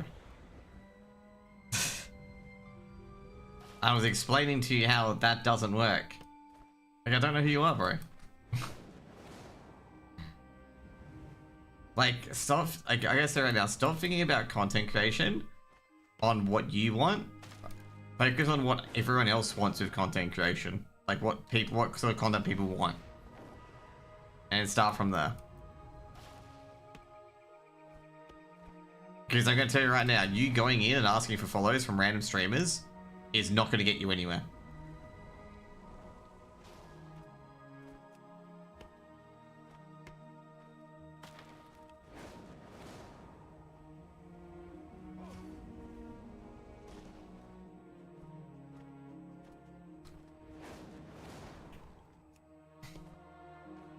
But again, most of these people who ask for follows will immediately, will immediately, like, leave the channel if the person says no. I actually had one guy, this is a long time ago, that, like, demanded me to follow the Twitch channel after following my Twitch channel, and, like, was trying to act like my agent for, like, an hour or so, or 2 hours, trying to demand chatters to stop doing fees. I ended up banning them and whatnot. And they were like going, oh, he would change his mind when he checks my Discord message. And I checked his Discord message, and I was not impressed, so I just literally blocked him on Discord.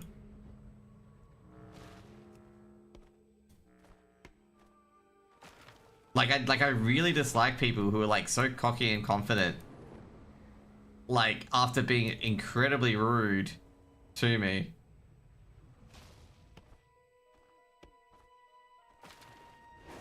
Rude to me, my chatters. I wasn't talking about you, by the way. It was so funny because he was trying to act like my agent and whatnot, that he would approve things and whatnot for me. It was, I gotta say it right now, it was very, very, weird. What the fuck is this game name? This is World of Warcraft.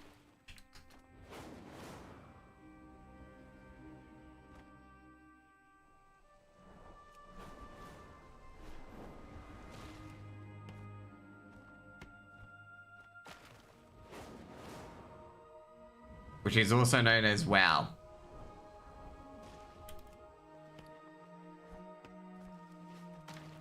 But no, I remember that guy fondly in particular because, like, this guy had, like, the ego of a fucking, mountain. And, like, he got also very assaulted when I said no to him. And I'm like, bro, like, I don't even know who you are. Like, it was, it was very hilarious when he got told no. Just put it that way, okay? He had like a psychotic mental breakdown in my Twitter DMs.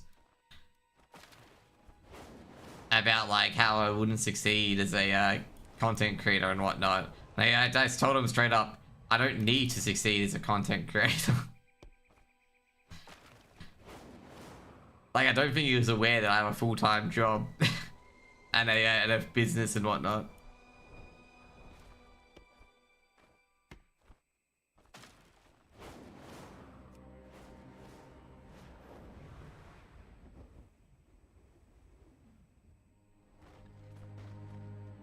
But it was quite funny. I'm trying to remember who he told to shut up. He like told Alyssa to shut up. And it was just like, who the fuck are you, mate?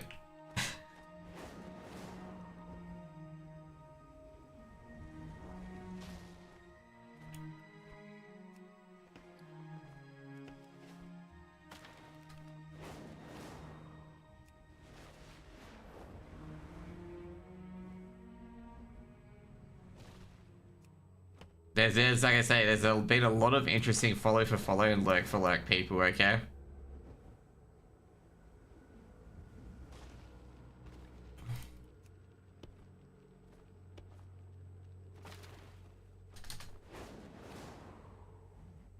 But mate, it was legitimately so funny, that guy. Like, he was like so confident I'll accept his art, and I'm like, I'm just not accepting your message, bro, because you're just a dickhead to my viewers.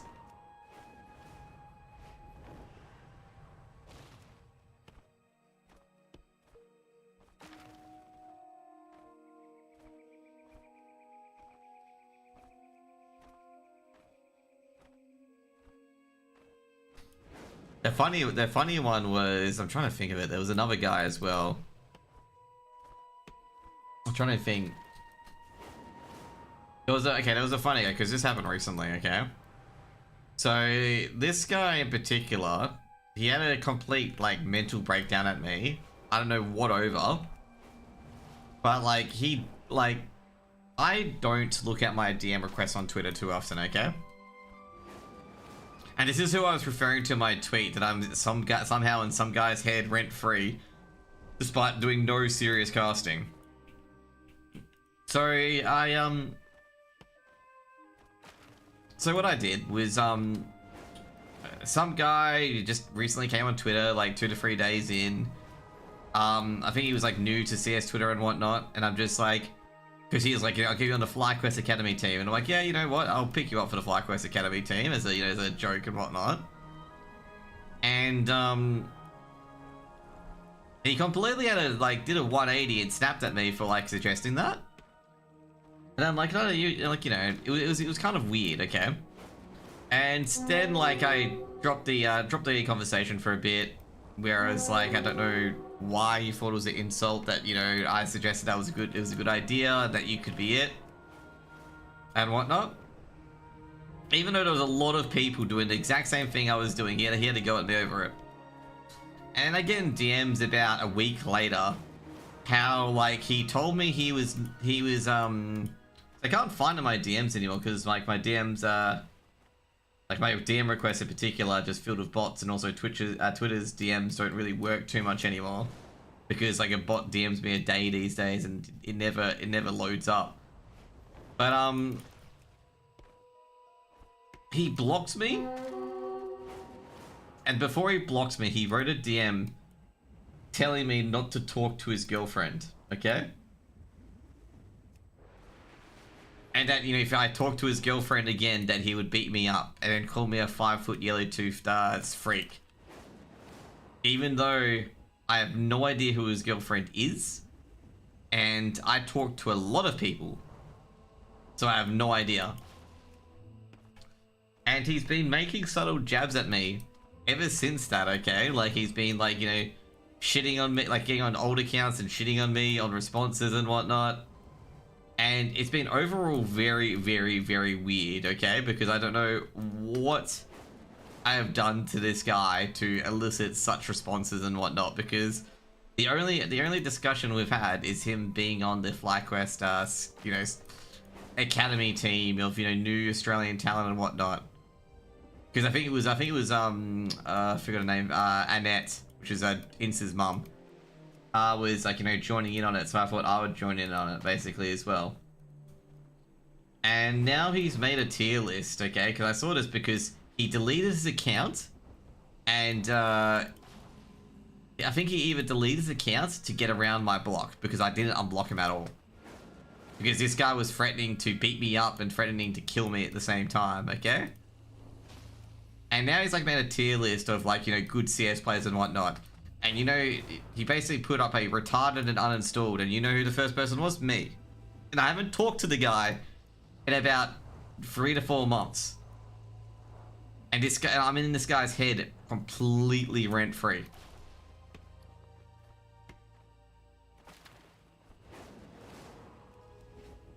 And like he's just got the I don't know. I literally don't know what's going on with him, like at all.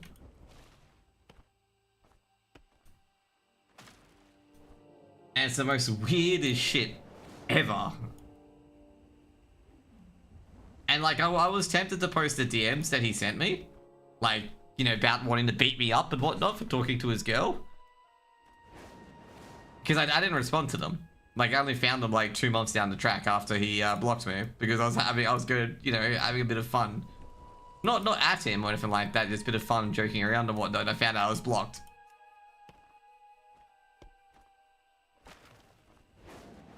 But it was so weird, man.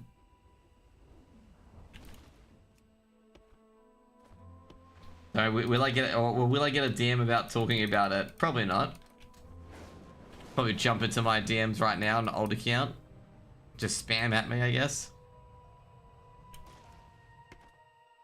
To be fair, like, I'm not too fussed about it because I've had a lot of these before.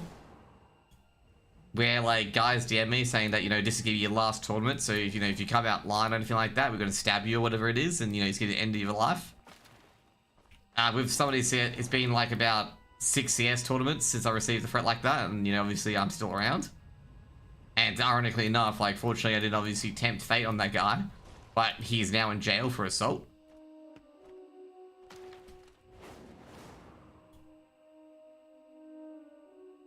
Now, if you wonder why, like, I take threats like that pretty seriously, is exactly because that guy was threatening to bash me up at IM Sydney. And, was threatening to kill me because I blocked him. Because I blocked him all because of what he did to Werewolf, Emily, and Flamboyant. And what he was doing to Flamboyant's girlfriend. I think it's still his girlfriend. But what he was doing and saying to her, like, literally completely being a absolute douchebag and dickhead, and was just harassing those three in particular. And I'm sitting there like I'm sitting there being like, I don't want this person talking to me because this person's not a good person. And they were also harassing Komodo as well, demanding that Komodo unblocks him as well.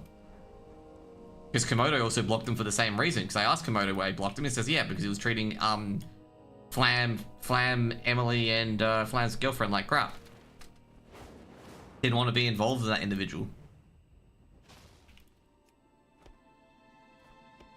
And the other one that threatened to beat me up because they were in that group was because I said he was shit. Like just an FYI, he went like, I think their team, like, let's name Zerk, which is one of them, went like 15 and 19, like he was their top fragger. And the guy who I said just played like absolute dog shit, and what, like, you know, and just got absolutely farmed, went 3 and 19. Went 3 and 19, his ADR was 30. And I basically said, mate, like, you didn't have a good game at all. That's what I said. Like, you did not play well because you didn't. They lost the series 2-0 and it was like 13-3, 13-4.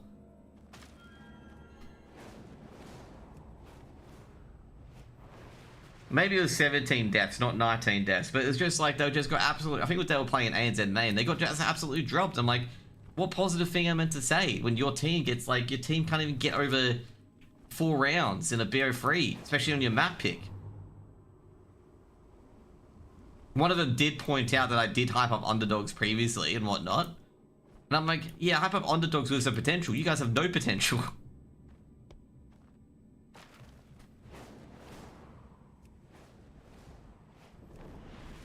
But to be fair, I was a bit wrong. Zerk does have some potential, did have some potential.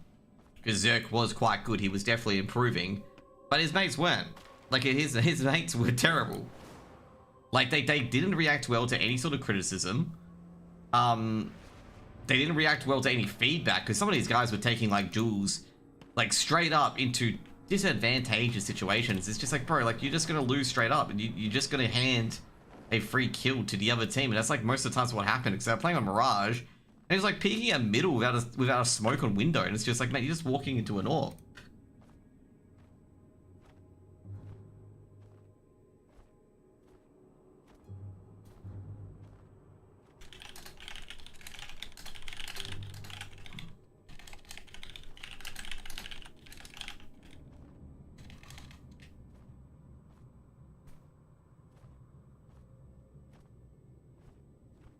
But I gotta say, like, you know, if he's complaining about me saying stuff like that, God, you know, and imagine when Pilsky and stuff like that, and like other analyst classes like Mac and whatnot get into him like that, and saying like, no, that's just poor play, mate. Like, you're not playing good. But of course, he wouldn't say it to them. Like, yeah.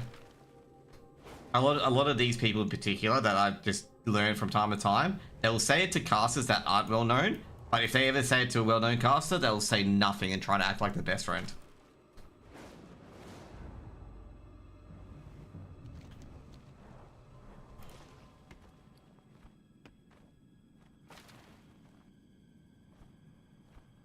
Yeah, there we go. You're 448. That's done here. So you can go to Hyjal now.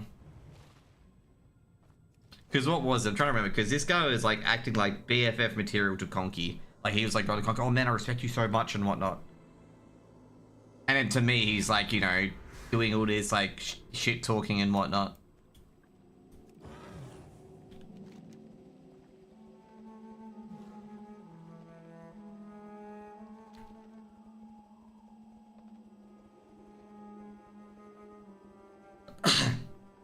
So what happened in the end? The guy who threatened to kill me is in jail, just an FYI, and I did nothing. He is a separate assault charge. So that's why you got to keep it like keep a lot of these things like really serious, because like some people are absolutely fucking crazy and will do this sort of shit.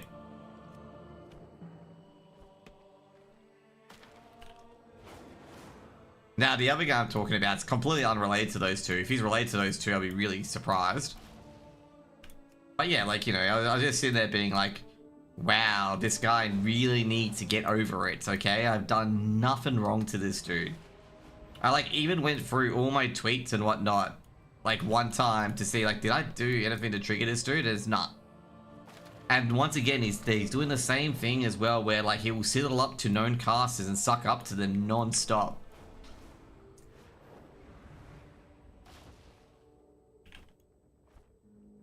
And if you tell these casters in particular, they're like, oh, they're a good guy to me. And it's just like, it's like a, what do you call it? It's a, it's just something where you not reacting is the best way to deal with it.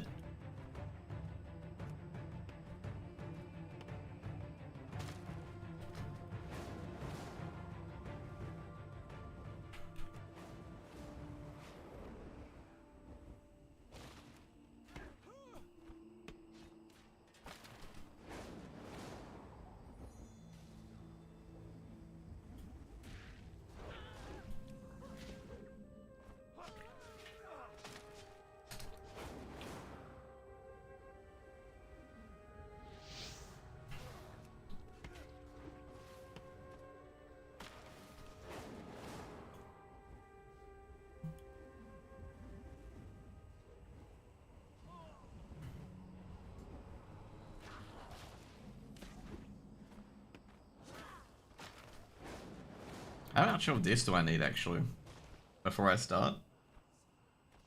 I need 359. Okay, cool.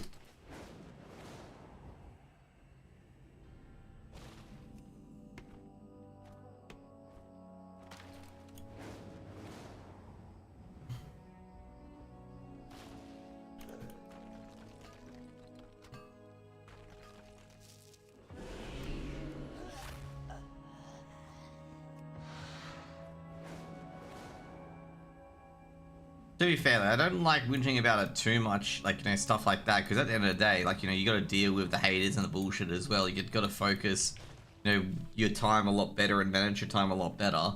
But there comes a point where it's just like, fuck him, you know, this guy deserves to be put on fucking full blast.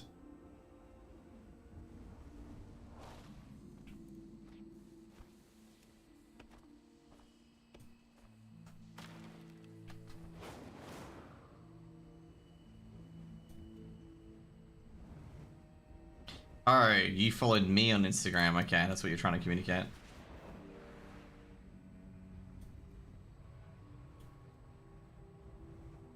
But yeah, holy moly, man. That was a ride and a half. I know, this guy will continue to do this, and like, The weird thing was, when I saw casters responding to him, being, oh, a bit unlucky there, I'm like, mate, like, yeah, it's just at the end of the day, you just, yeah.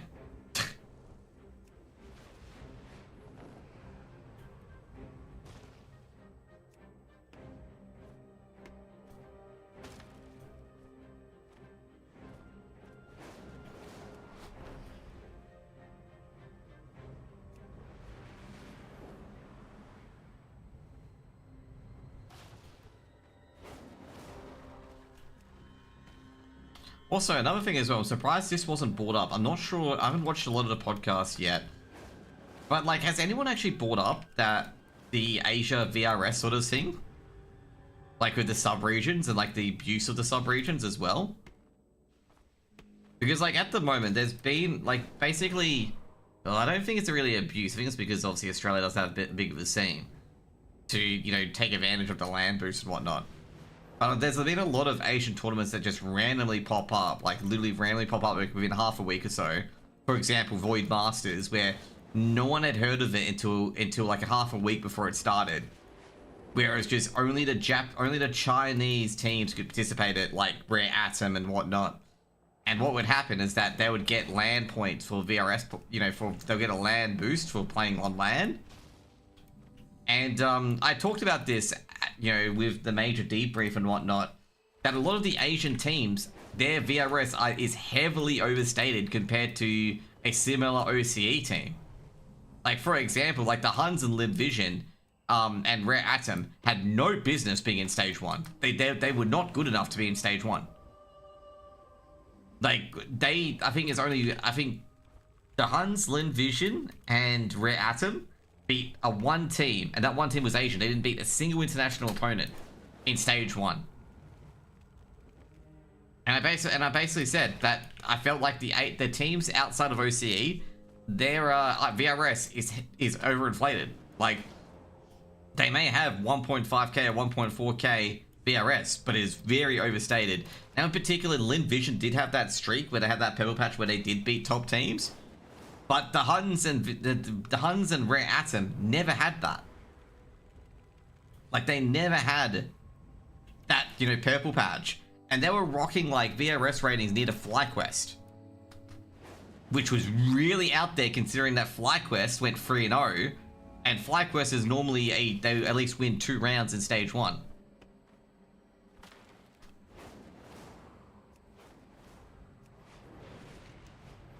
And, like, also, not to mention as well, FlyQuest almost made playoffs in Bucharest.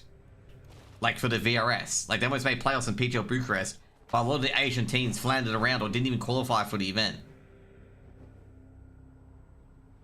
So I was saying, like, you know, their VRS is heavily overstated, which I don't think was talked about on Geographically Challenged or anything like that as well. Because obviously after the major, FlyQuest is now back up to second in the Asia region, which is where they should be. It should go FlyQuest. It should go Mongols FlyQuest at the moment.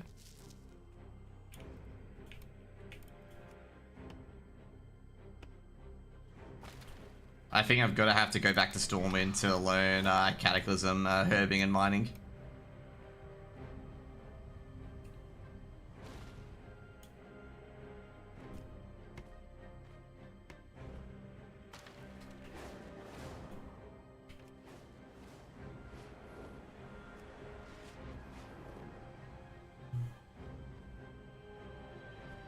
Right, like, I feel like a lot of the Asian teams, in particular in the Asia region, for their VRS is way too high for where they are. Like, for example, like a team like Fengda, who lost to Semper Fi 2-0, like, had like 200 to 300 VRS points on Semper Fi, and it's just like, that's not the case. Like, Semper Fi beat them.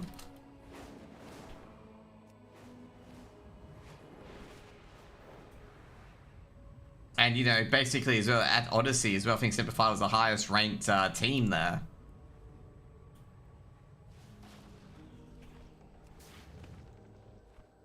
And of course they won, because they are relatively good. Now, a lot of people will highlight that being like, oh, that's just like bullshit and whatnot. I'm like, yeah, well, tell me what happened to Lin Vision, Rare Atom, and the Huns. Like, they were barely competitive out internationally.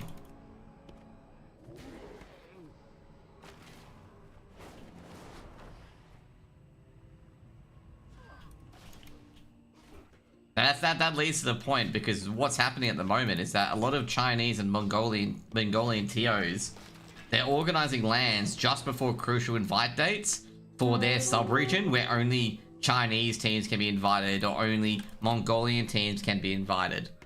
So what happens is that they get that land boost to potentially get into the major.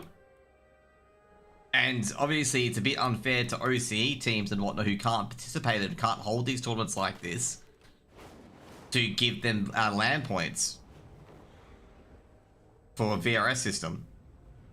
And like that's what's led to the discussion where I said like they might have to separate Asia and OCE, because this sort of shit's occurring where one of the sub-regions in the Asia region will consistently hold tournaments like that give VRS 2 days before the major date.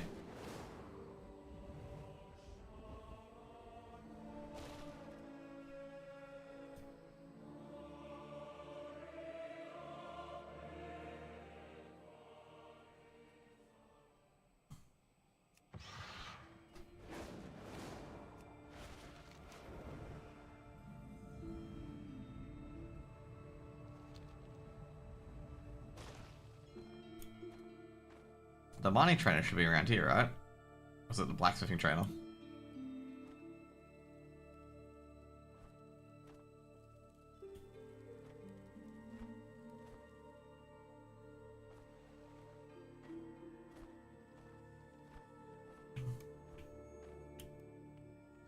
What's on your mind? Off with you.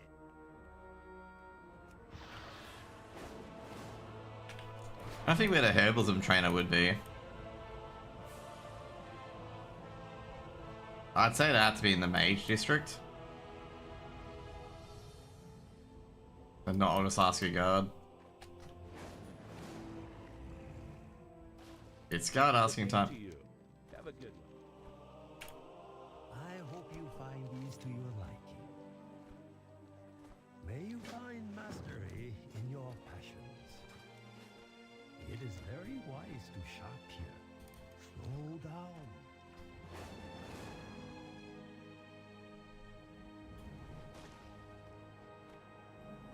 Hey there. Light be with you. Is that a disco? It is a disco in the AH.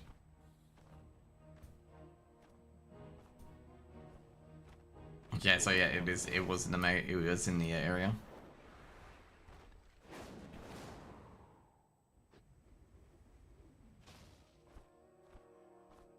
Elune be with you.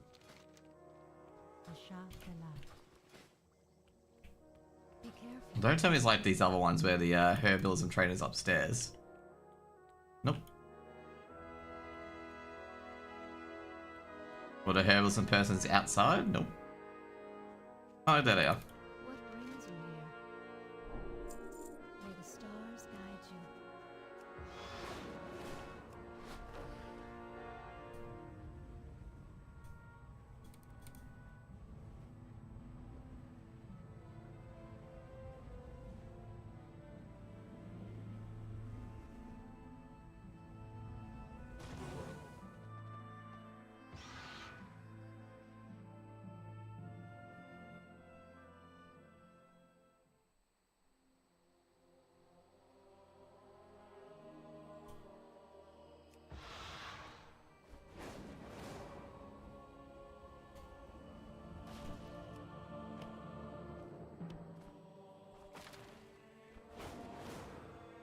I love this game.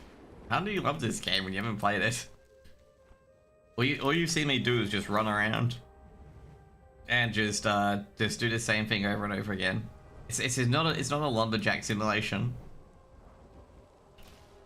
unfortunately.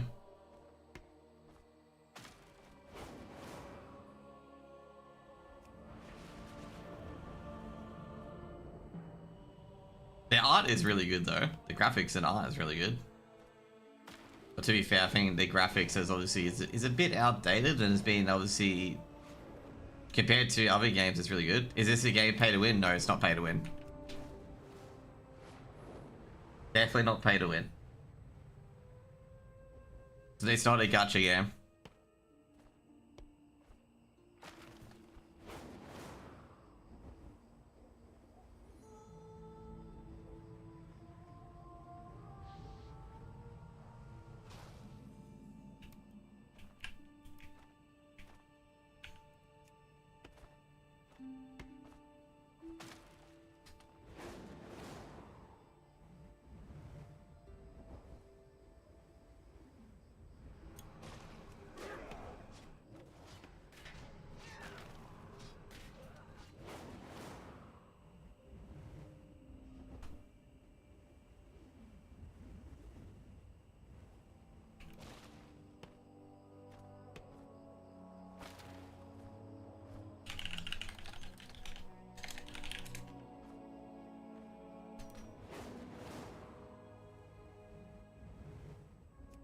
But no, this game isn't pay to win. Like, you can use gold to buy grade carries and whatnot, but like you can't buy gold. Like you can't buy a certain amount of gold, but like it won't be enough to buy carry runs.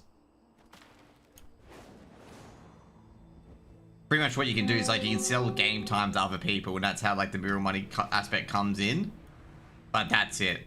Like that's it. There's no like secret way to like, you know, make more gold or anything like that. Like, you have to obviously do crafting and whatnot to try and make gold, or like carry people through content to make gold. People obviously do buy gold through other means that are obviously TOS. But it's not pay to win. Like, you know, if you want to do the harder content, you can do the harder content. You don't need to pay money to be able to do it. Like, you have to put in time and effort and stuff like that for it. And it's not a gacha game where, like, you know, your gear has a chance to upgrade, basically.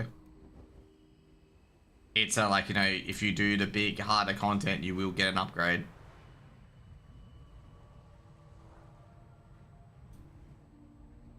With the normal, like, RNG loot, of course.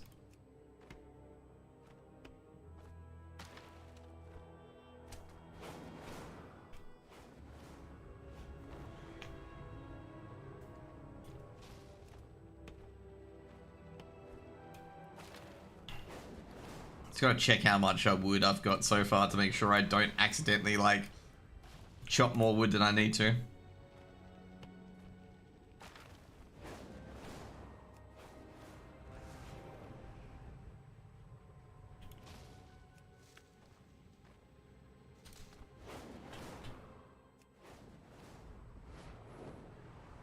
Funny enough, there's one lady, okay? So this was about, I'm trying to think about it was one of my friend's 21st birthdays. This was about 14 years ago, okay? At one of my friend's birthday party at uni. So we're at uni, we were celebrating her 21st. Basically, like, the theme was because she, like, I think back in those days she was like really into hot chicks.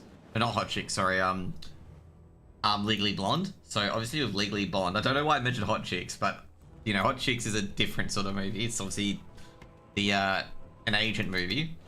But she was heavily into Legally Blonde, so we had like this white and pink party where people would either get into suits, tuxedos like a lawyer, or they would like dress in pink, and she was like in full pink dress, pink platforms and whatnot as well.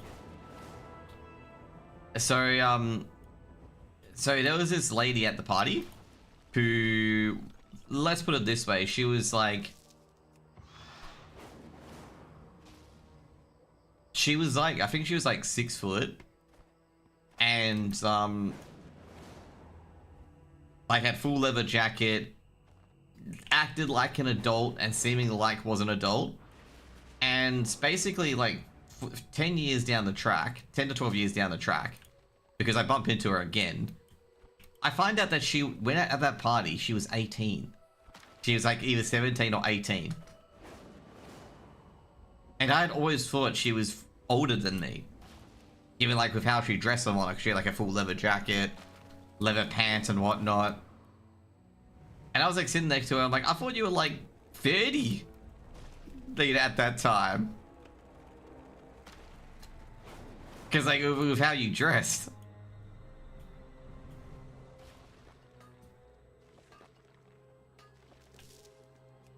And she just laughed, man. She just laughed like, no, I'm younger than you. I'm about 2 to 3 years younger than you.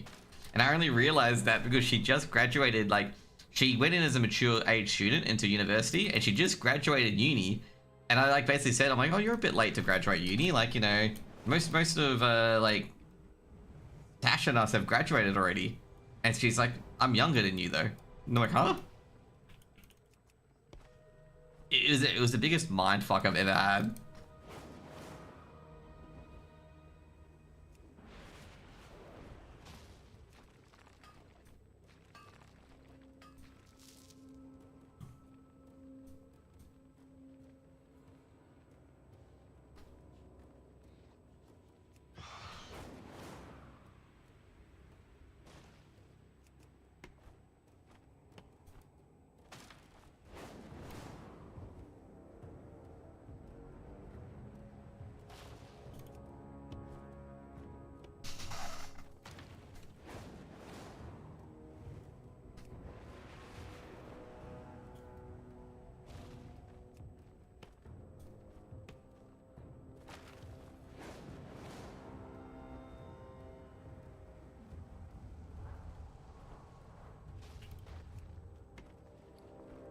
Okay, sweet. So just an FY, we have to get, I think we have to get like, how much Ashen Woods have we gonna get? Ashwood we get 359. We don't have to get too much, which is good. Because I made a lot of the catechism stuff. Wow, Midnight is $50.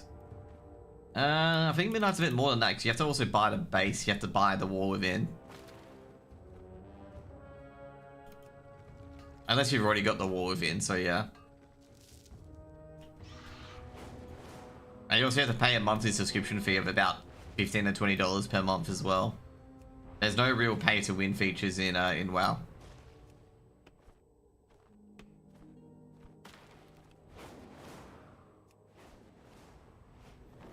Compared to, like, for example, like Lost Ark and stuff like that, where you can like literally buy upgrade materials with real life money. I remember people who whaled that game and were like 1500 eye level. I think it was like the maximum eye level that you could be at that time. And we're in like tier 3 and whatnot when I was like finishing up tier 2, when I was just entering Punica on tier 3. And then you get them in for like Argos and do like fucking dirt mechanics and do very little DPS or die to like instant death mechanics. And it's just like, why did we bring these guys along?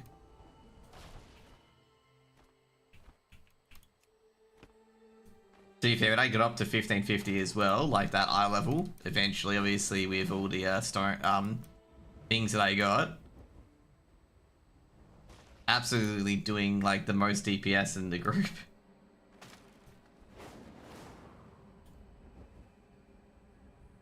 I think I carried a Argos once. I had no concept of how trains worked, but I was able to carry an Argos.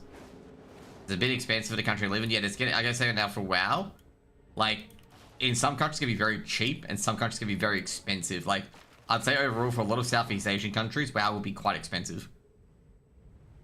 Like, WoW will be quite expensive for a lot of Southeast Asian countries, just in general. But in, like, you know, for countries like, you know, US, America, US, Australia, and whatnot, it's pretty cheap. It's actually kind of funny, they actually talked about it. So, one of the chicks I've talked about with OnlyFans, she's obviously married now and has husband and kids and whatnot. But, like, her husband was talking about, like, how WoW is a cheaper habit compared to, like, gambling, porn, going out. Like, it was much cheaper and much easier, you know, compared to all that other stuff. Like, instead of going out and spending, like, you know, probably $200 a night, they can stay at home and play WoW and, like, buy stuff from, like, you know, let's say a liquor store or, like, you know, shops and whatnot and be much cheaper. Like, compared to, for example, playing, like, you know, a gacha game like Lost Ark and stuff like that and spending lots of money trying to get upgrades. WoW's relatively tame to be $15 a month, where some kids will spend, like, $50 just in one transaction for Roblox.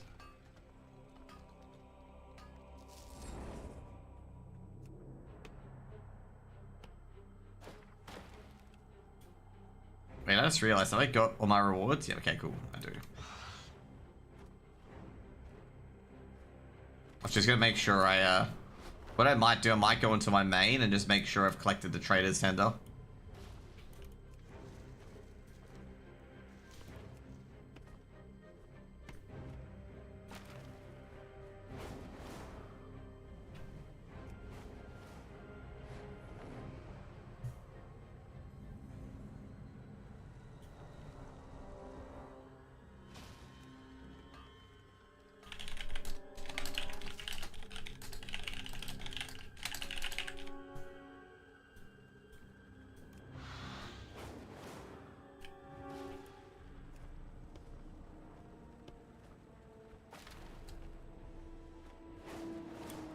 Jeez, man.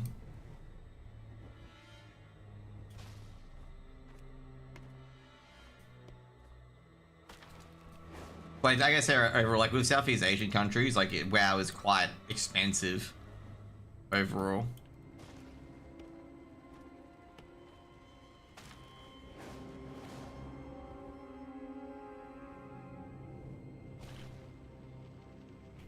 Where is it? The epic pack? Nah, I guess overall, like if you're gonna play the game, like the game takes a lot to get into the later stages. Like I can say that there's many different versions of WoW as well. There's the slow version, which is classic, and there's the quick version, which is retail.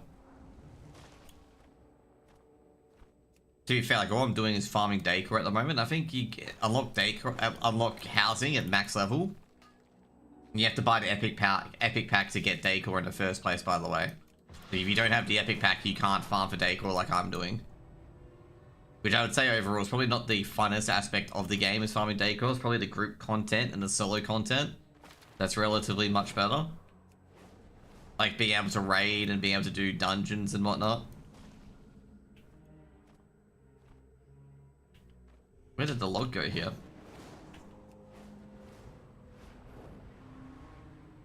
I guess this area is phased for a reason.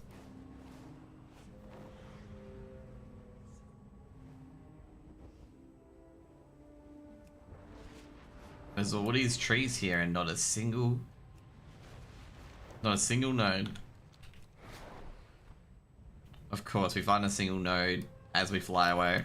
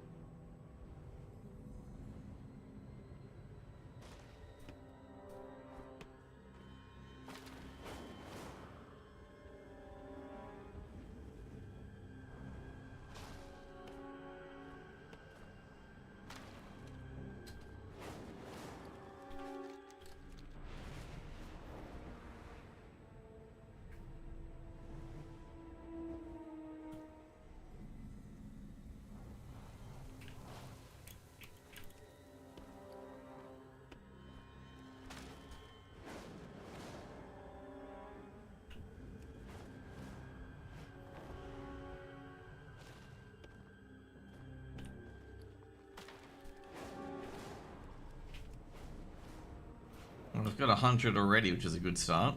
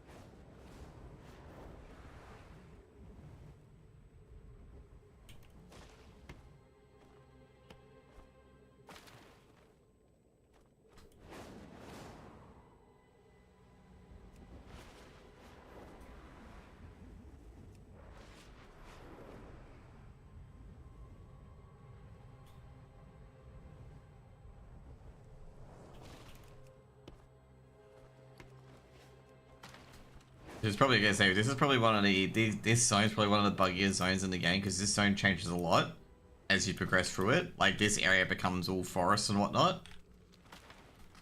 So like some of the nodes can disappear upon phasing because I think I'm in the base zone, so it's not too much of an issue. But like later parts, it becomes an issue where like you miss trees because they change, because this area regrows itself.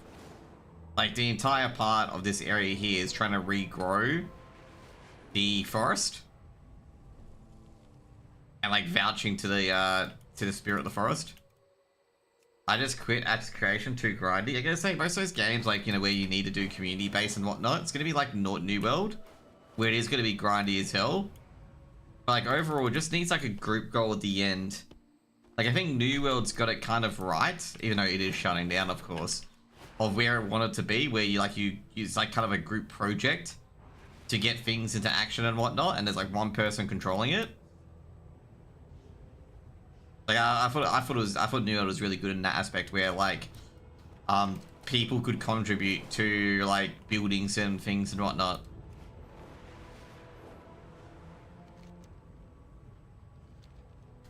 But also at the same time, like you gotta be very careful with how grindy your MMO is, because this is what I mean, by the way, like this part dephased.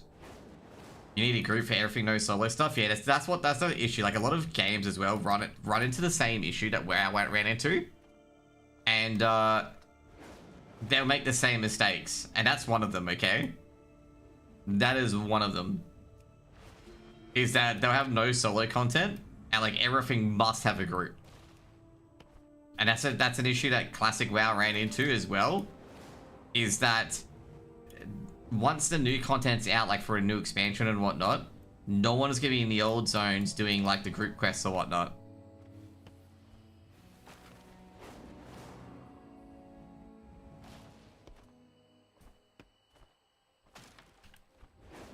So like all the old zones, like for Cataclysm, for example, for here, like if Cataclysm had group quests, people would have to skip them because they couldn't do it.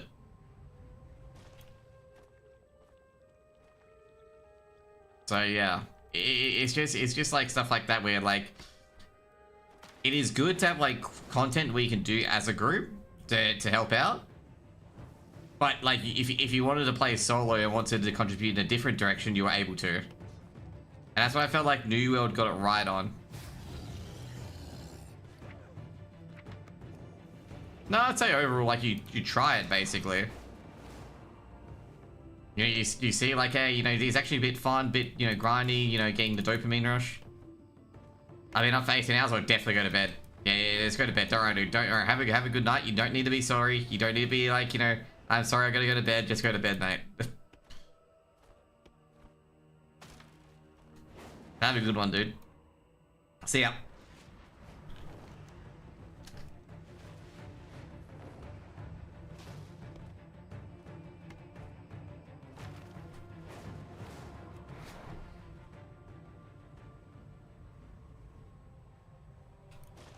Oh yeah, like, you know, this game, like with New World, I'm not gonna lie, the dopamine rush from, like, getting levels and whatnot did draw me in. And, like, the only thing that made me quit New World was the fucking politics of it all. Like, I enjoyed, like, setting up the town projects and whatnot to keep things going and whatnot, but I just did not enjoy the politics side of it. Like, I liked building the town up. I'm not sure if Buffer was here or not, but, like, I genuinely enjoyed, like, getting everyone together to run the town boards and whatnot. You know, getting the factions feedback on what they need and whatnot, and like looking at like other people's stuff, like, you know, what they are aiming for and whatnot, and really just tempering it out. Like, oh, the crafting, damn. Oh, dude, I really disliked crafting on RuneScape at times with crafting bowls and shit because I really sucked with clay. But yeah, I know what you mean. I know what you mean. Like, obviously crafting was my worst profession as a RuneScape player, but like blacksmith and shit like that was like ace, and herb lore and thievery was like up there. Yeah, Rickstar, no, g'day Rickstar. I did not know that you and Young Ruler were the same person. I thought you two were different people. I was wondering where the fuck you'd been. I'm like, Rickstar never comes into the channel anymore. Now that makes Now that explains a lot. That you're just coming on YouTube. Got it.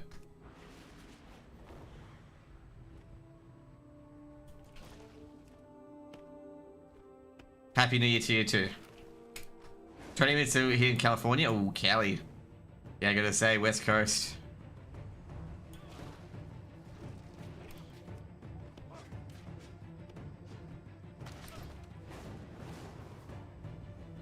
I do like the market playing stuff, but I hate it when I lose on the market playing stuff where I buy something for more than it finalizes for. The only market playing stuff I did back in the day was in MOP when I cornered the flask market. Like, if you wanted to buy a flask, you had to buy it through me. Like, there was no choices. Like, I had all the flask markets covered. And I made a lot of money on it as well. Made a lot of gold. Like, I upped the flask price, like, from like 10G to 20G per flask, and they were all from me.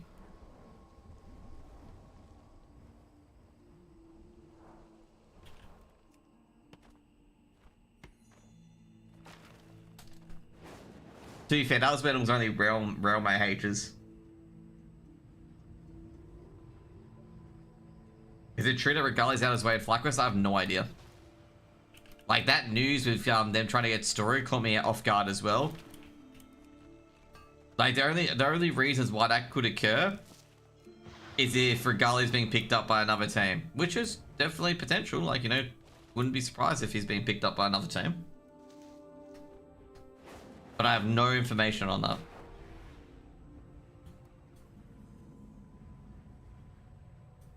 Unless he goes to Australia, he could go to any team pretty much. Like, you know, it could be 100 Thieves or whatever it is. You know, Device could actually be retiring. But I have no idea. I haven't heard anything on the matter on what's happening down there. I didn't want to enter FlyQuest. I didn't want to ask, was it, shit, forget his name. The CEO of FlyQuest. I didn't want to ask Papa Smithy about it. Because obviously there's like points you don't want to ask on. There's obviously like deals that could be made. You don't want to ask about that because obviously they're not going to tell you that.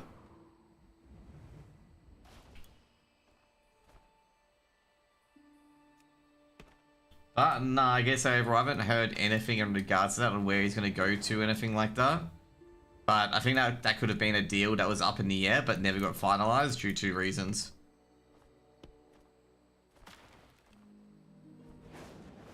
And given that they were looking for story rather than like another player instead, like another Opera instead, like realistically speaking, because I think obviously story speaks Portuguese. Instead of trying to get an AWPer that speaks English, or like at least English, was a bit surprising. Especially with like, you know, obviously Artist is out there as well as an Irish AWPer. Like there's a relatively a few good AWPers that have potential before story. So yeah, it may not be a fake rumor. It may have been, you know, a deal was looking to be done. You never know. But obviously there's nothing in fruition yet, so yeah. Like the only reason why Regalia would move on is if he got bought out by a better team, which is pretty much like that'd be pretty much it.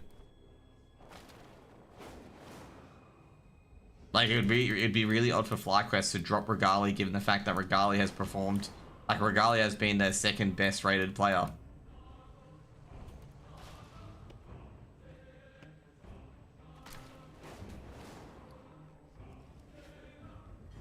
So I think it's that he would, like, the only reason why he would go is if he got bought out.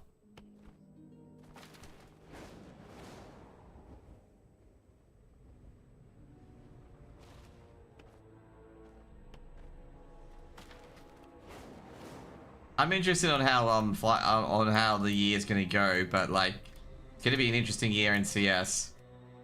It's actually quite. I think it's actually the second time where a team has won every single major in a year. Obviously with Vitality winning both majors. And I think the second major is going to mean so much more to Vitality given what they went through to win it.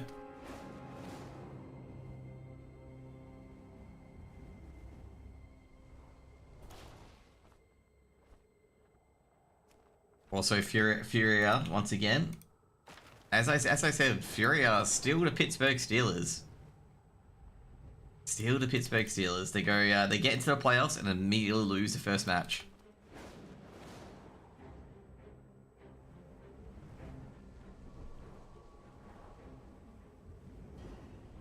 The second major was won when they, after Vitality after map 1, their Spirit in semis. I suppose so, but you gotta give some respect to the other grand final team.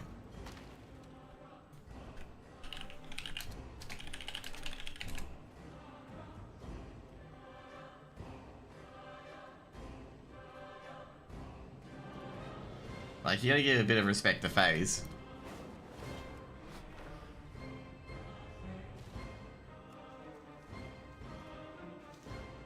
To be fair, I say FaZe did a really good job given the fact they started in stage 1. I guess, is that the first time a stage 1 team has made it all the way? I think it is. It's the first time where a stage 1 team has made it all the way to the grand finals.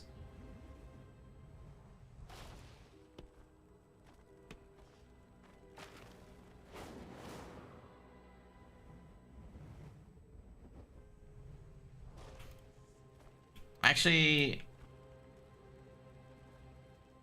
I was thinking Lin Vision, but I'm trying to remember Lin Vision made it a stage 3.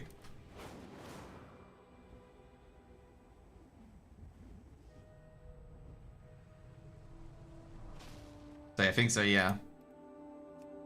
That was a crazy run, going from almost being eliminated in stage 1 to grand final.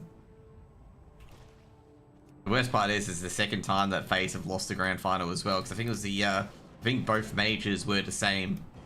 It was Vitality v FaZe in the grand final.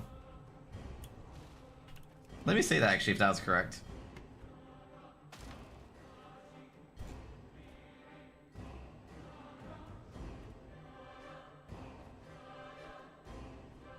I think both of the major finals were exactly the same. Oh no, it was Vitality v Among Us, that's right. I'm thinking of a different game with FaZe. Where I think it was a different tournament. Because that's right, the Vitality one was against Among Us, and like the, at that point, like, the moment they beat Mouse, it was like, it was over.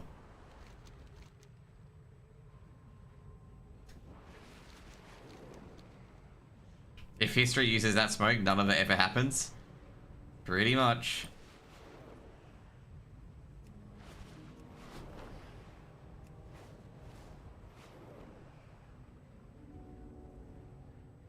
So I remember like the previous major, like the top bracket was just an easy run. Easy run for any team in there. And Furia like lost to Pain, which is like, oh, that roster's getting blown up. CS is a very good FPS because it's cinema, and it's like the player has the initiative to create the play, not the player's character. It's the player themselves have to create the play. Like, for example, like with a lot of hero shooters, for example, like Valorant and Overwatch, like sometimes it's like the player's hero that's the thing, not the player themselves. And like that like, you know, when a player's hero wins the game rather than a player's miracle play, it's a lot different. Like, for example, like obviously I forget his name, the guy who did the backdooring in League of Legends, why he's more remembered is because he did a high risk play. It wasn't the hero he used, it was like he made a high risk play to backdoor and win the grand final.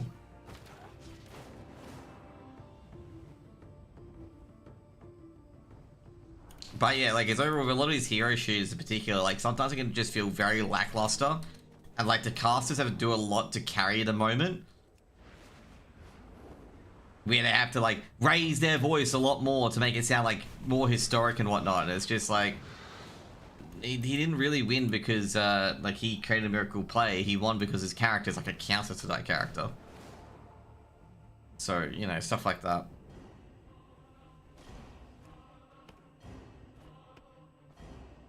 But that's how it feels at times.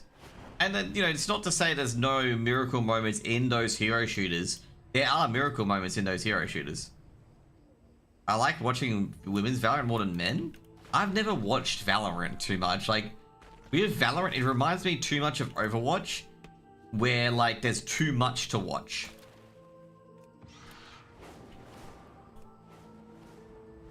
And also, not to mention as well, the women in the Valorant scene, they have good game. They know what they are doing.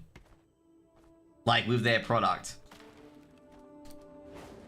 Like they know what they are doing, basically. Like with all the, like, you know, trying to be entertaining, create storylines, you know, drum up beef and drama as well. Make it really, really easy for the casters and analysts as well.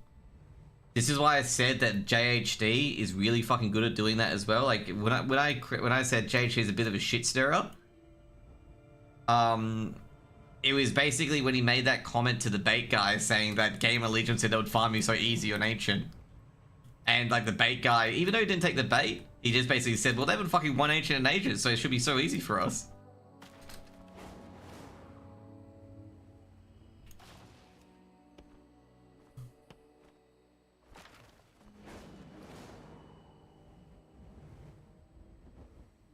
Honestly, shame that a women's CS scene can't be like, It's not. It's because Riot Dev creates a league for women, not the ESL.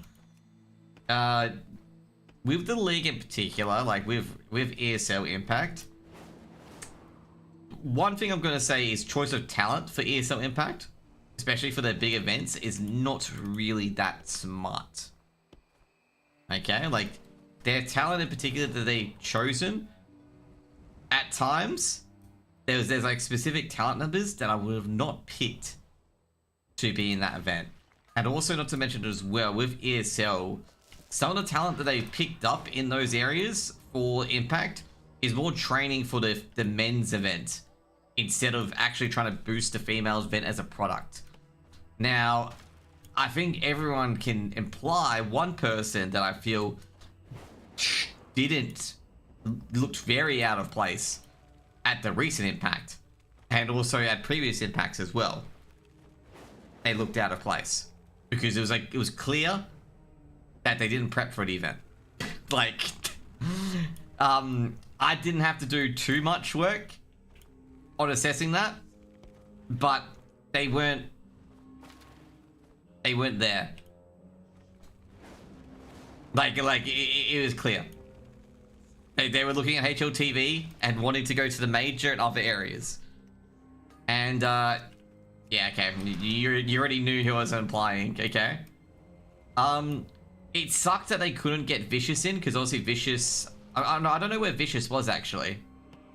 The Danish player who plays for Ghost Gaming. I think she was playing, right? So they couldn't have her on the desk. Because she's very good. Like, I'm very impressed with her knowledge. She's very, very good. They could have had Vilga, but of course, Vilga is a competitor. Vilga is very good. But the problem is that Vilga is a very good IGL. But, like, you know, overall, her team is very young. And their team got, like, you know, overall, the NIP Impact's biggest weakness is that they do so well online, but they shit the bed on fucking stage, man.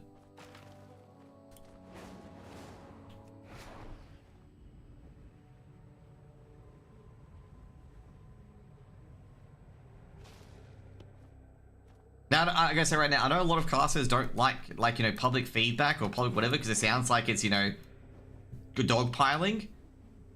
But it's like, everyone can see it, man. Okay, like, we can understand that. But I think overall, you need, like, I gotta say overall, these events where you get, you know, potential a boost to do other events, I think you really need to, like, do, like, more prep for it. Talk to the players and stuff like that. Like... I felt like what B-Dog was doing, even though B-Dog's a color caster, was I feel like people at the desk should be doing as well. Because B-Dog was at ESL Impact. Like he went to like Nip's prac room and a few others prac room as well. And I feel like that's what the desk should be doing as well.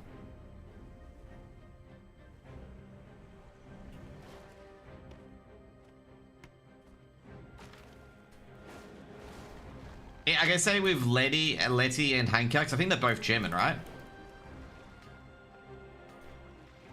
It's because Polish, German, okay. Close enough. B-Dog is a very good color caster, and the reason why he is because he actually practices a lot and prepares a lot. So like anything he says in particular is rarely wrong.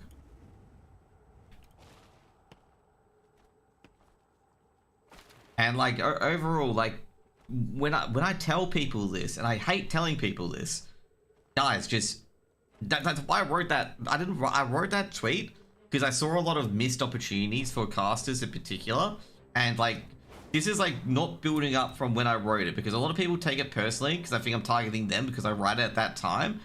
No, it's because like newer casters have, like, when they get a paid gig, they have no idea what they need to do. So I'm trying to give them some sort of guidance and whatnot. And I hate the fact that I have to delete it as well, because other people got antsy and me over it. But I'm trying to like help people out, being like, this is what you should be looking at and whatnot. Like, you know, ask for advice, ask for help. There are other people there. Go do it. Like, go ask them. They know they've got some good ideas, and bounce off them and stuff like that. But yeah, like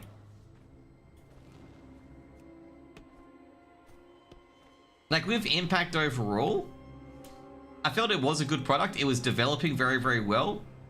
But obviously Saudis want to make money from ESL within the next few years. And you can't develop a product such as Impact to make money in the next 2 to 3 years. That's just not going to happen.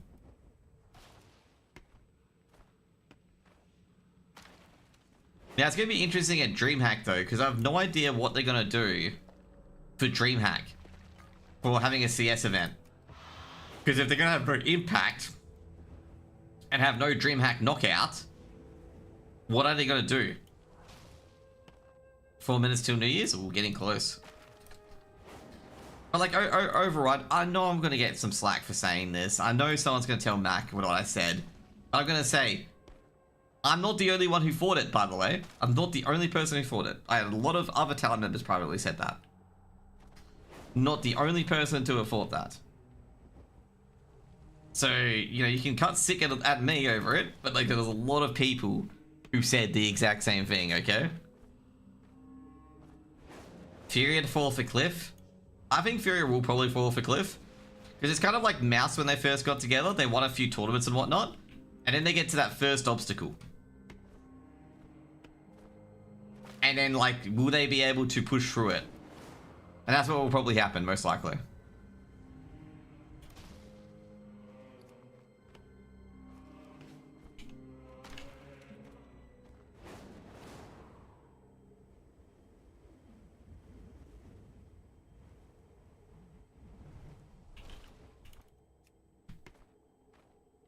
So, yeah.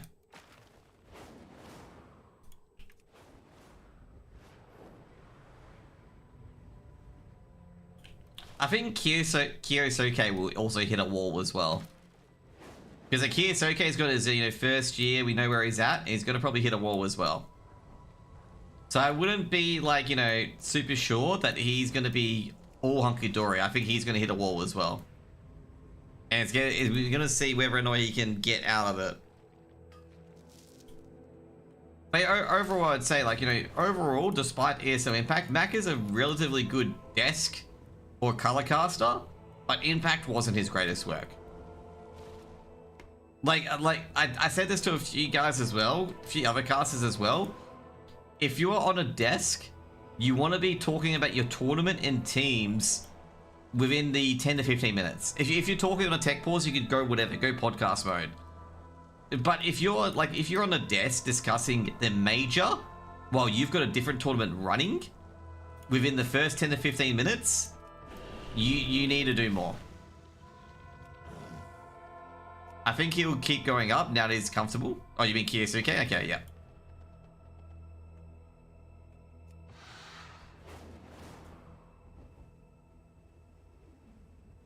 So yeah, that's how I feel about it overall. Is that, you know, you need to kick up the bum.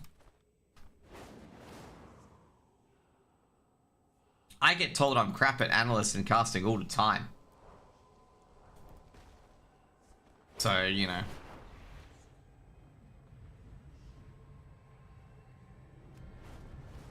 And, you know, I can say overall, I don't give a shit if I'm wrong. Like, at all with analysts. Like, I've been completely wrong about things. I've had completely shit-ass takes. I've, even though I give Pimp a bit of shit, I've had takes that, you know, would make Pimp blush. So, yeah. Like I say, I don't mind Pimp as an analyst. Like, Pimp's, like, if you work through Pimp's analysts and, like, whatnot, he actually has some really solid footing to a lot of his analytical work. It's just the world, it's just sometimes the world just hates him and just will literally bend over backwards to make sure he's wrong. Like, Jesus Christ, like I'm sitting there going with, I think it was Pimp talking about Na'Vi not being top 5, and I'm like, yeah, I agree. You know, there's about 6 or 7 teams that can be competitive, and they could be 6th or 7th. And I'm like, they, you know, might not be sustainable because obviously there's vitality, spirit, and whatnot, and stuff like that as well. And then of course, you know, Na'Vi is like the fucking best team. So it's like, what can you do?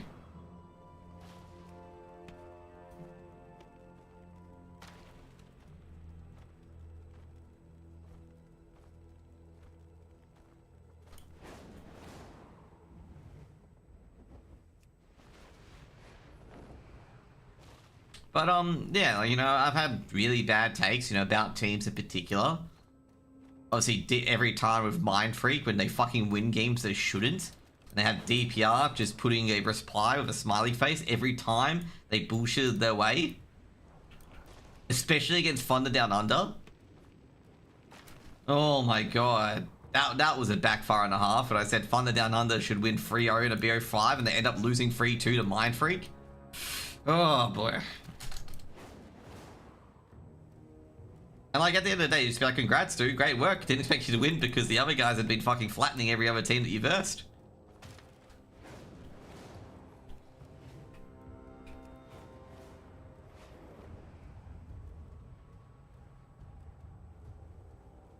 And like I have immense respect for the players as well. Like I was really sad that the KZG boys obviously moved on.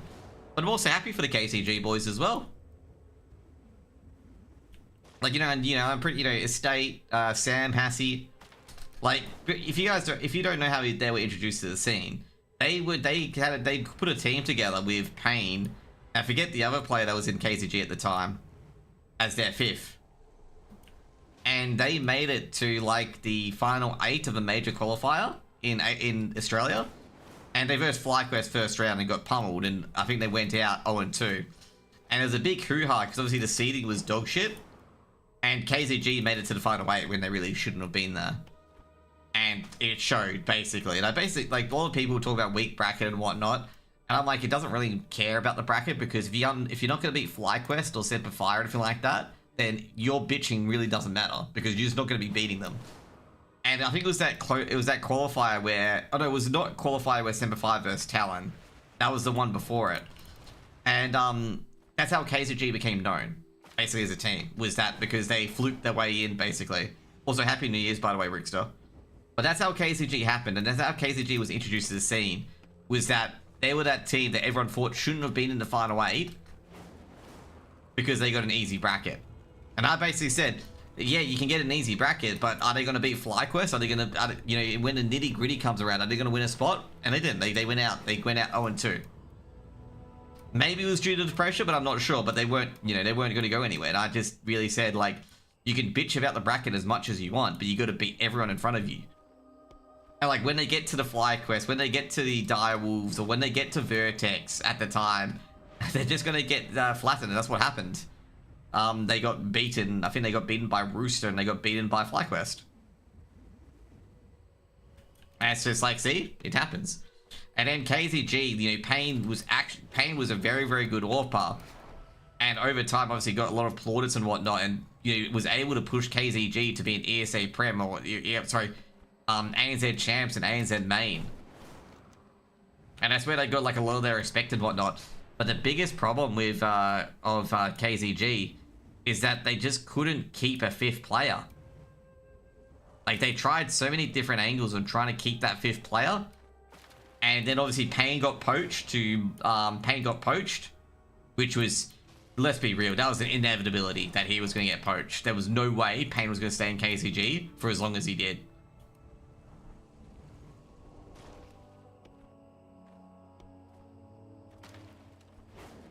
Like, I think a lot of the KZG guys were really, really happy that Pain stayed as long as he did, because he could have just walked right away.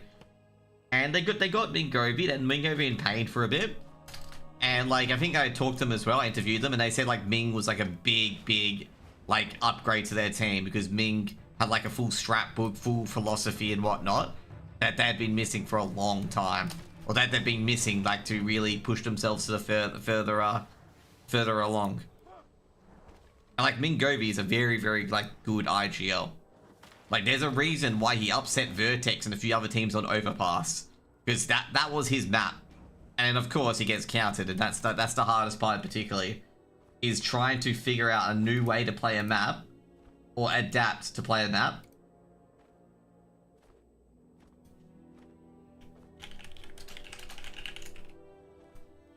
But, you know, there's a reason why I put a lot of respect on Mingovi's name, because I get it from a lot of people who's been in the IGL lot, both in Vantage, KZG, and I'm trying to think the other team he was IGL in. That basically said, like, you know, even though in the end they moved him on and stuff like that as well, they greatly benefited from his experience and knew what the task was that they had to do in front of them.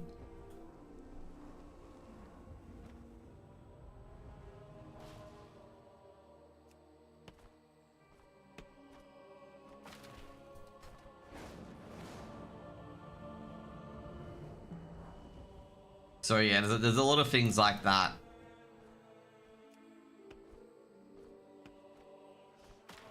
I have a lot of opinions about things, okay? I'm not always right. And my opinions get myself into a lot of trouble half the time.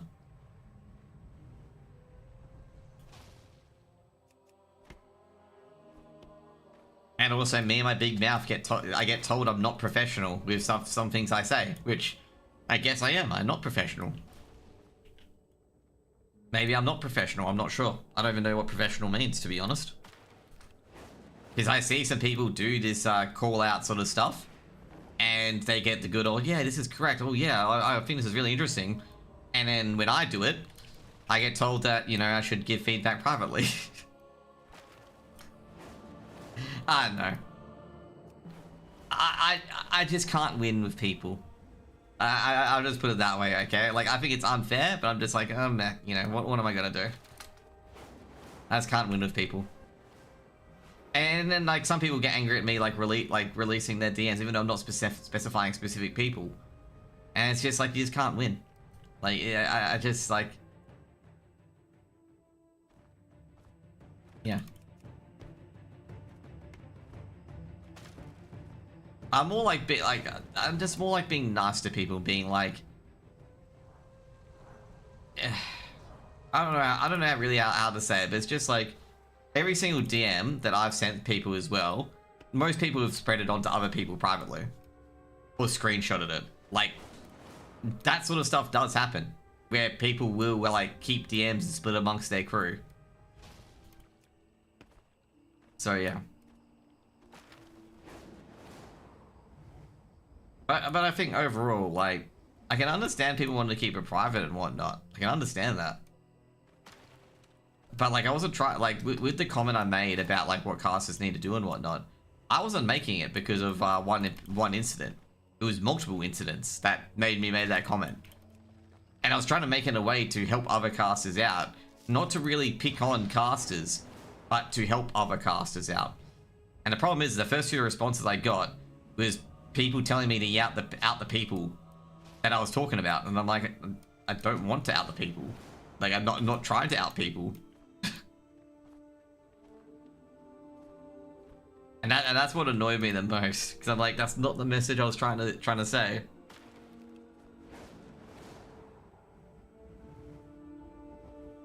Because, like, I'm trying to build everything into a learning exercise instead of a dog pile. Because, like, no one learns anything if you dogpile them, okay? It just pushes them further to the other side. But if you give them, like, you know, room to grow and space to learn, then it's different.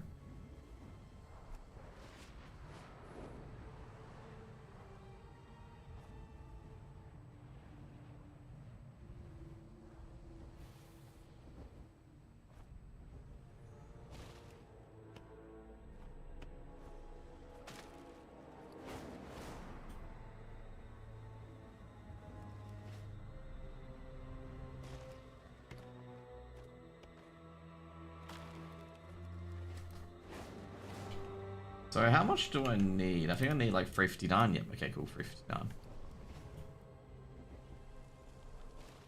And I gotta do Pandaria next. Like I said, I think I haven't done the big ones as of yet. Like the big ones are coming up.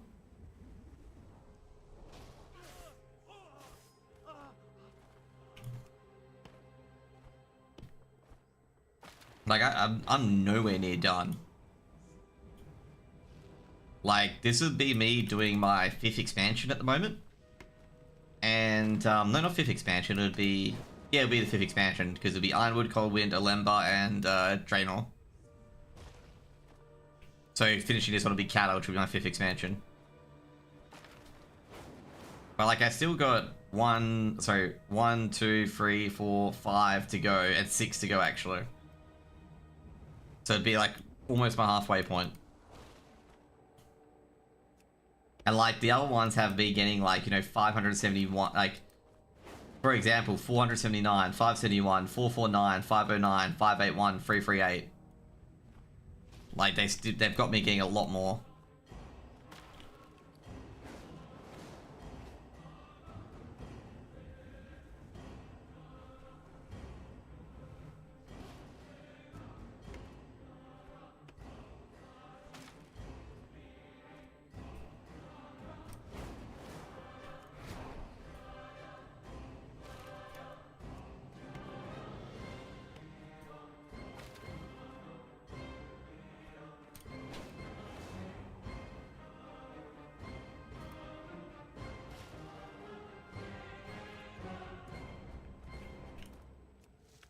But yeah, I'm not too sure to CSA these days. I just, yeah.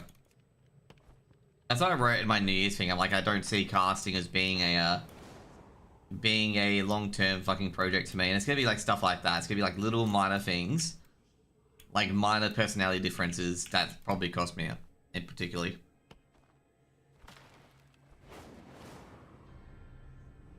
And I gotta say, if I talked about it a lot more, people would have been like, oh yeah, like, you know, I can understand why Josh reacted like that. And it's just like, yeah, but I could have handled it differently as well. I always say to people, particularly when I'm discussing my scenarios, is that like, you know, if I handled it differently, it'd be a long difference, but I don't want to handle it differently.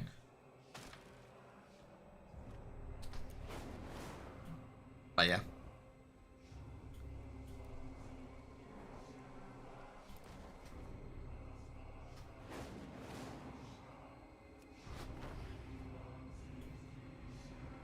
Yeah, there are things I really should let go, which I, like, you know, I think at the end of the day, I'm like, I just can't let go of it. Might as well just get out of the scene.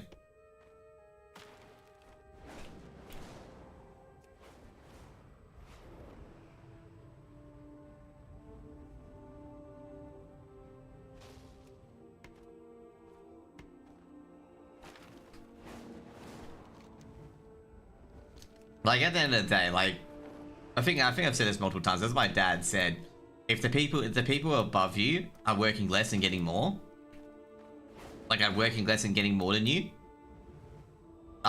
there's no point being in the scene. You should just quit. Like, I'm talking about above, like, not talking about the tier 1 casters, because the tier 1 casters work fucking ruthlessly hard, as I see on their broadcast days and whatnot. Like, they're casting like at least half the year. I'm talking about the people who are above me who don't get too much work, but they work like literally like probably 40 to 50 broadcast days, and that's it. And like when you ask them to do, like, you know, the community cast or anything like that, they want money up front. They want money straight up. They won't do it if they don't get paid for it.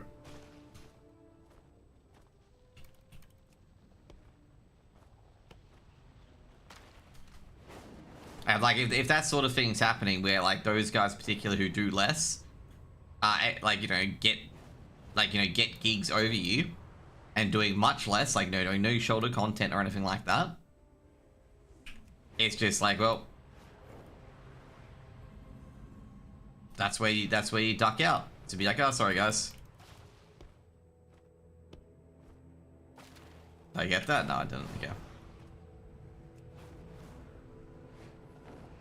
Now, like I say, some people may take offense over that, and I gotta be like, well, with some of the broadcast days I had more broadcast days than more broadcast days unpaid than you had paid.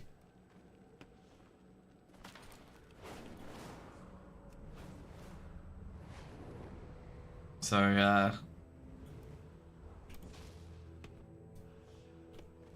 with some people, it's like they're trying to tell me how I should feel, and I'm just like, you tell me how I should feel when I see that sort of stuff. And I can say, don't say work harder or you've been there longer and stuff like that. It's just like, no. It's just like, you tell me how I should feel.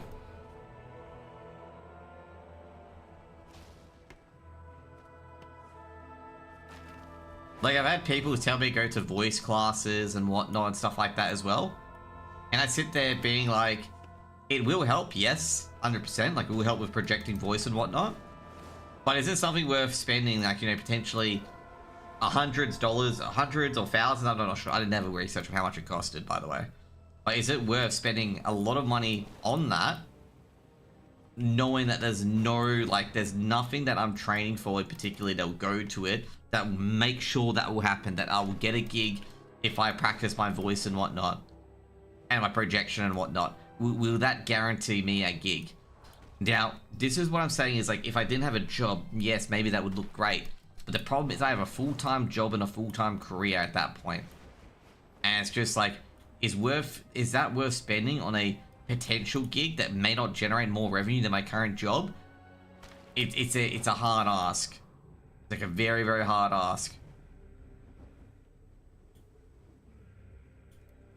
And like, there's like I said right now, so obvious reason why none of the talent like any of my fucking analysts or storylines, but they will pick and choose off of it as well.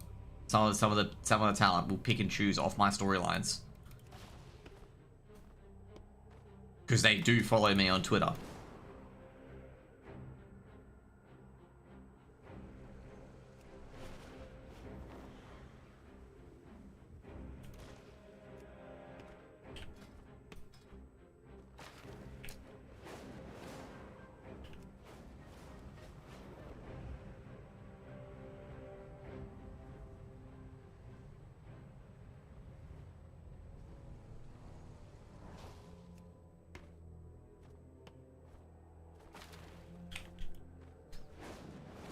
I was actually really, really impressed that Pilsky watched a lot of the qualifiers for Odyssey Cup.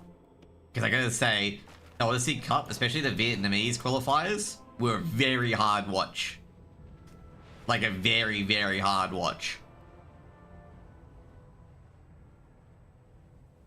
Like the level of play in some of those qualifiers was really, really low. Like really, really low.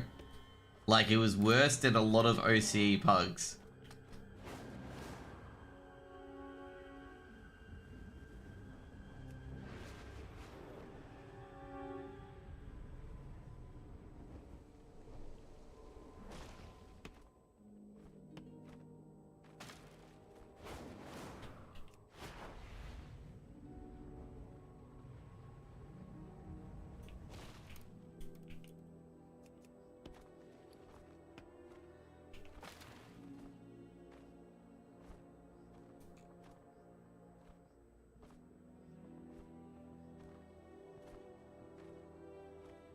How much we gotta get?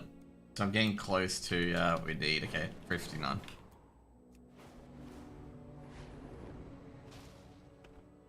I'm trying to think what expansion do I do after this. Probably do Pandaria. Probably the best one to do after this is Pandaria.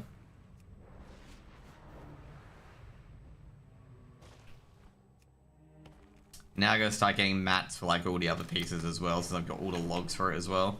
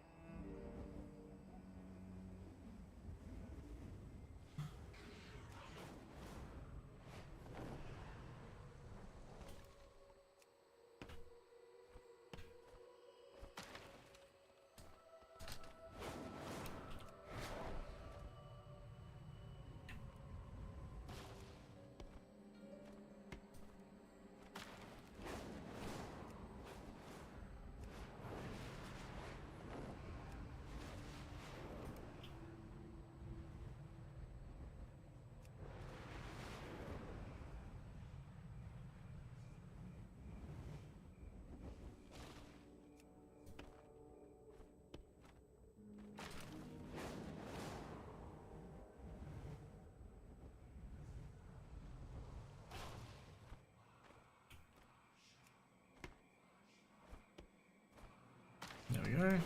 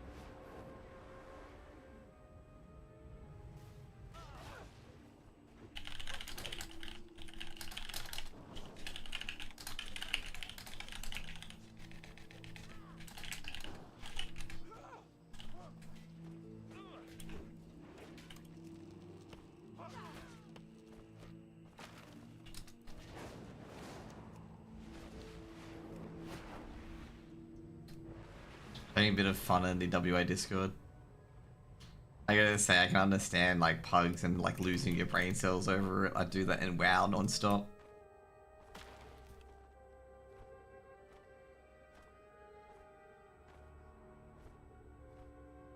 Oh no.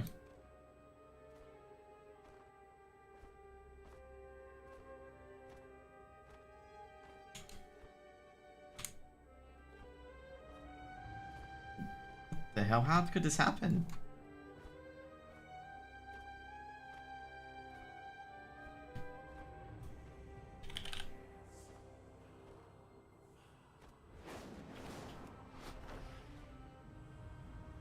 I love Logitech at times, but I have this bug where your scroll wheel doesn't work until you open Logitech itself.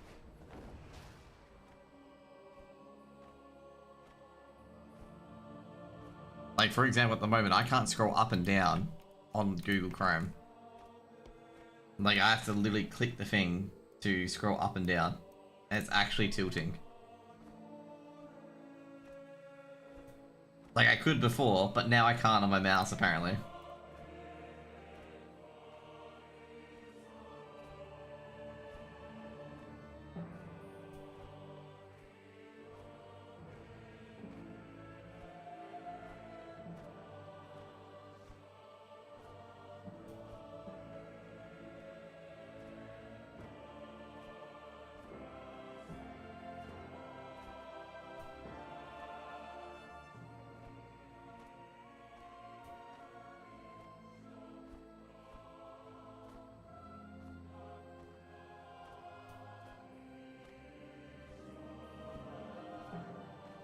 Like, for example, my scroll wheel doesn't work anymore. I don't know why. How did it break?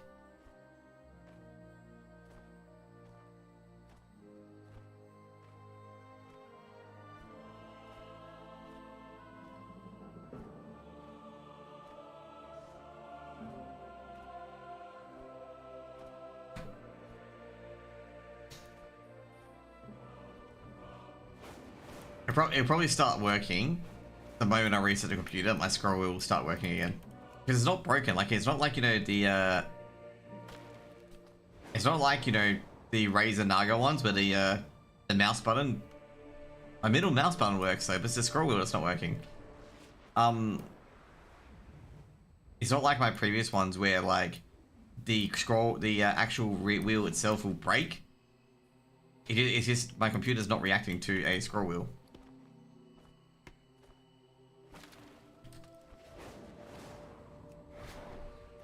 Which is relatively annoying.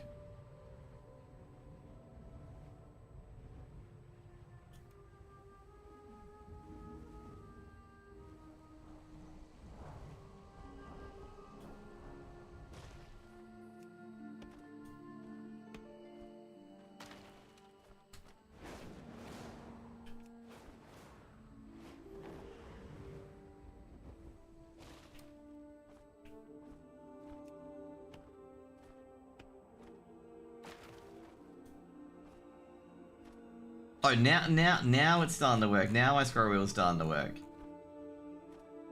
I can only scroll downwards. I cannot scroll up. Only down. Cannot. Now it's working again. I'm giving up with my scroll wheel. Okay, I'm giving up. I've had too much fights with it.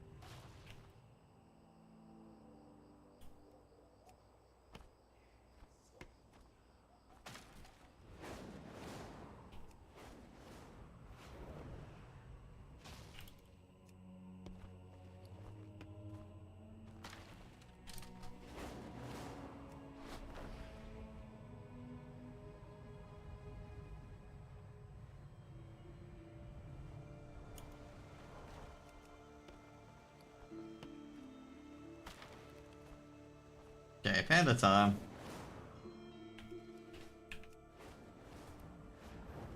Okay, let's go back to Stormwind, I guess, and go to the panda people. I go to Jade Forest. So that's 5 expansions done. I think while I'll go back to Stormwind, I might as actually no Storm. Yeah, I might as well actually go to Founder's Point and convert my thingos, just in case they change it later down the track.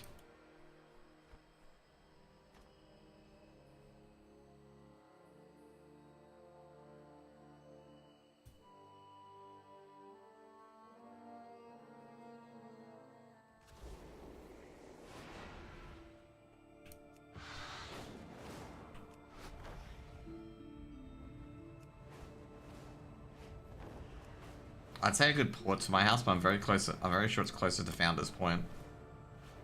We should have ported to my house.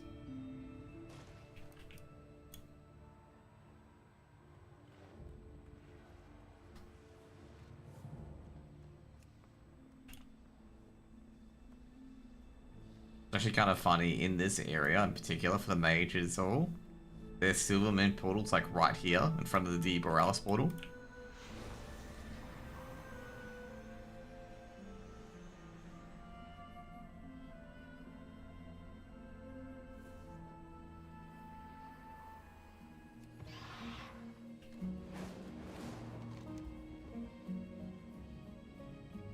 Okay, where is it? Trying to find the person who's doing the logging. I think they're up here, yeah. How are you? So 920. How much we need of the Shadow Moon? 44.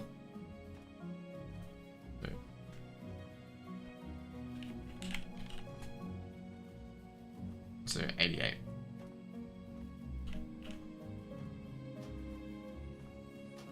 There we go. Good.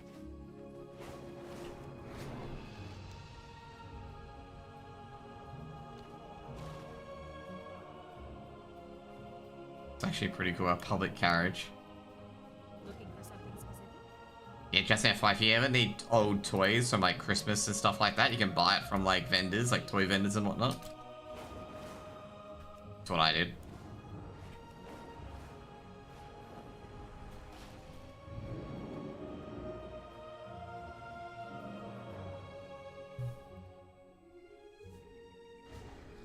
Now to Pandaria we go.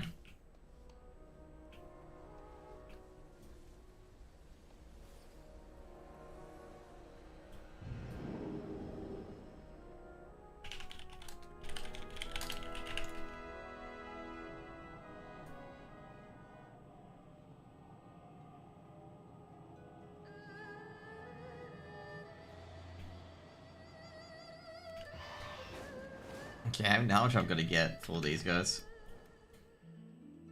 Okay, put an X by all the ones I've done. 479. That's gonna be a doozy considering I have not got any. I don't think I have a single one at the moment.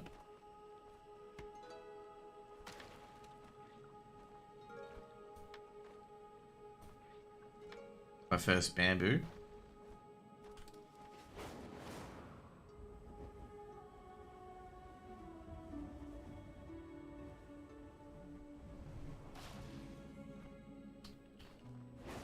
Oh, bad feeling about this.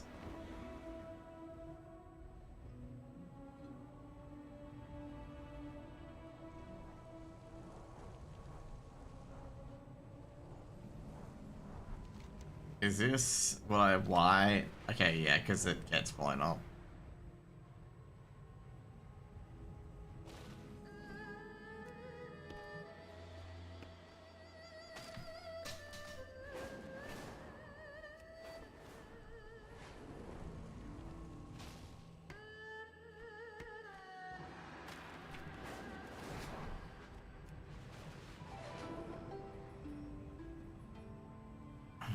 Will Valley of the Four Winds have the same issue? Probably.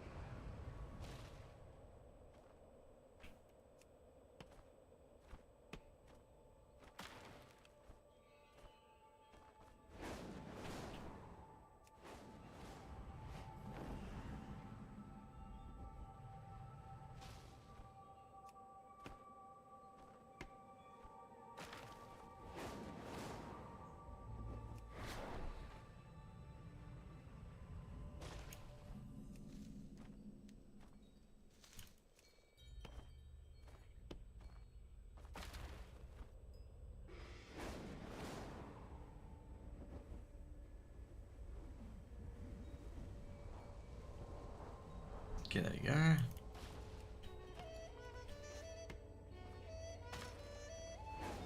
Good start, 13.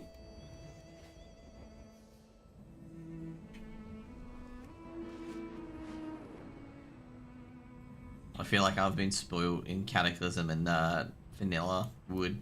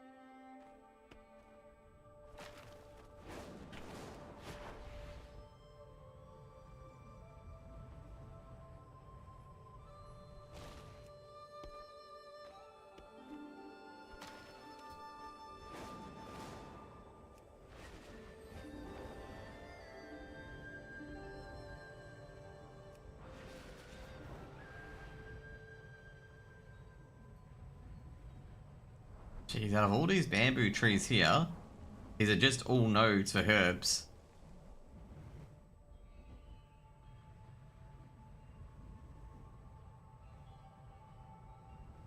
There's like 20 trees up there, and yeah.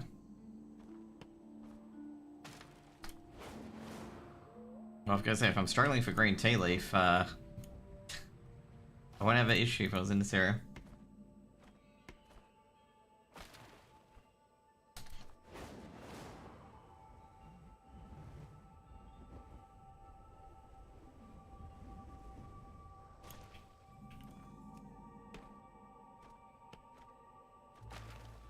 Some people are very interesting.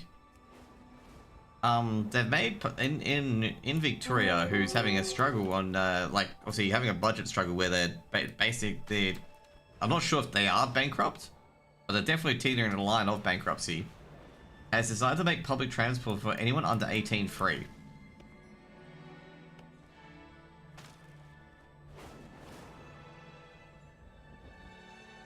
And what they've done is they've increased the prices for everyone else by 10 to 20 cents.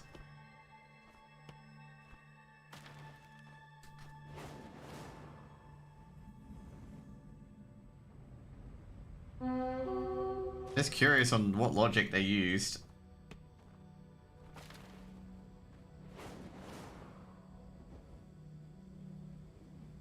Like, I'm not concerned from like a policy POV, because that's a good policy if you're, like, because obviously students don't have any money and whatnot, but to be fair, they have parents that take care of them so they can get money from them.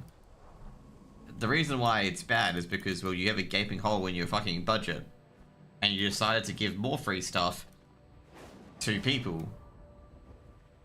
Well, I guess you could argue because if they're getting to jobs and whatnot, they don't really have to think about train prices. The problem is people under 18, so they're not contributing to the economy anyway. Well, I guess, you know, 16 to 18, you can work, obviously, as a contract and whatnot. But, like, my main hub of them are still studying. So, like, it's a consumer-based cost. It's not an investment-based cost.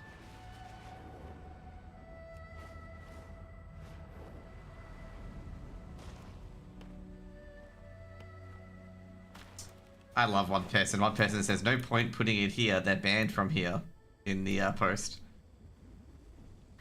Because of the social media ban. Pretty good comment. Very underrated comment.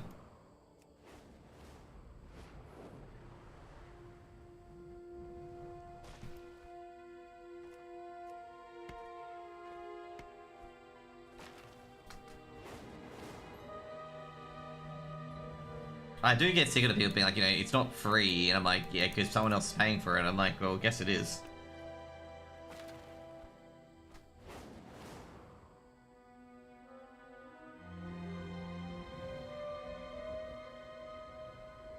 Oh, they gotta buy the free card for $5.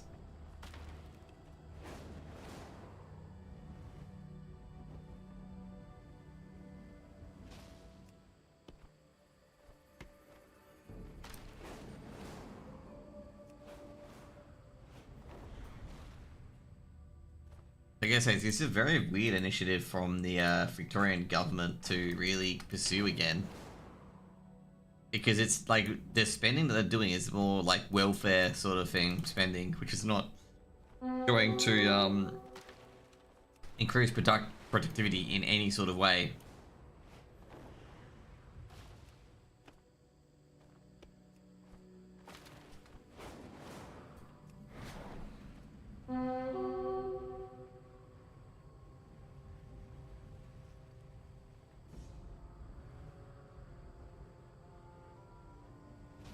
Oh yeah, that's right, there's, oh shit, I gotta realize there's, Thundercleft up there.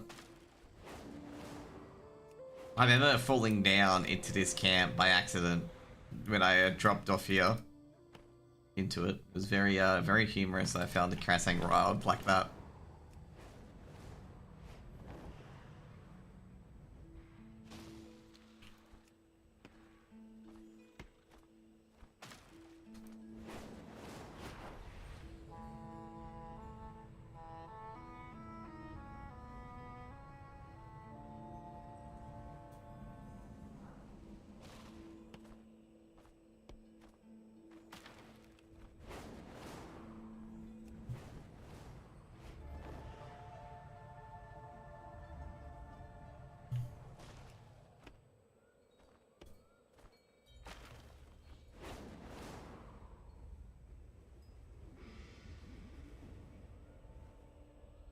Alright, so what's happened is that they put under 18s free, but they've increased the fees of everyone else to cover it.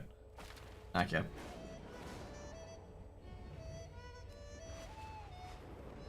I remember back in the day, if you aggro the turtles in Grassy Client, it would crash your client.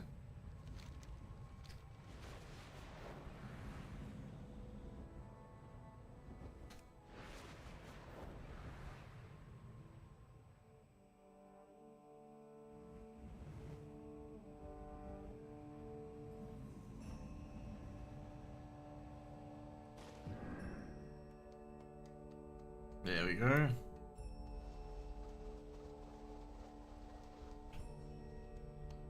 Where's the herb?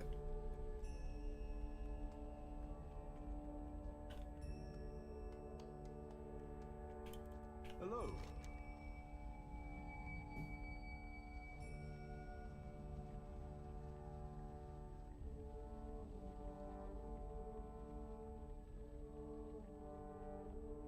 Jade Serpent.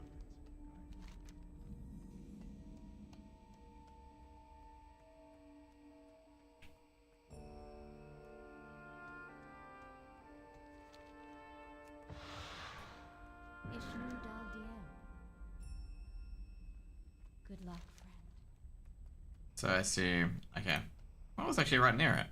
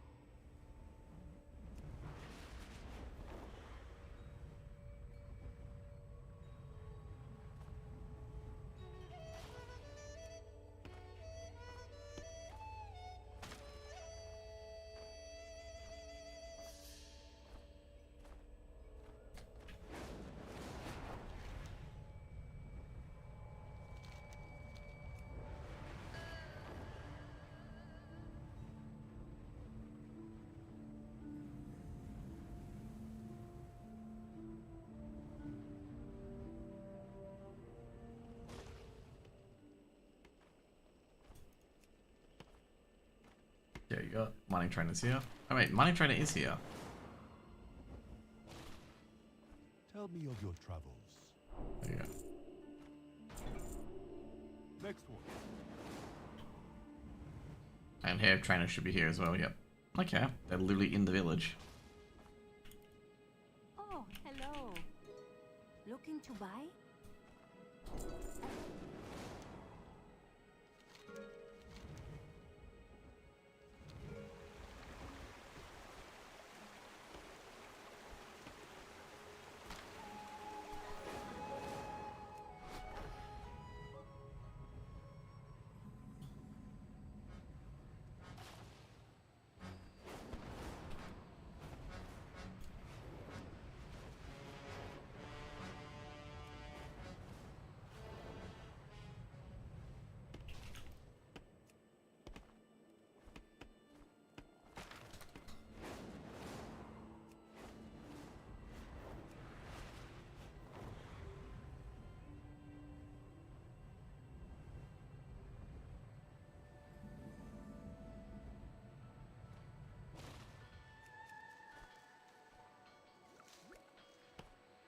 Explorers League Surveyor.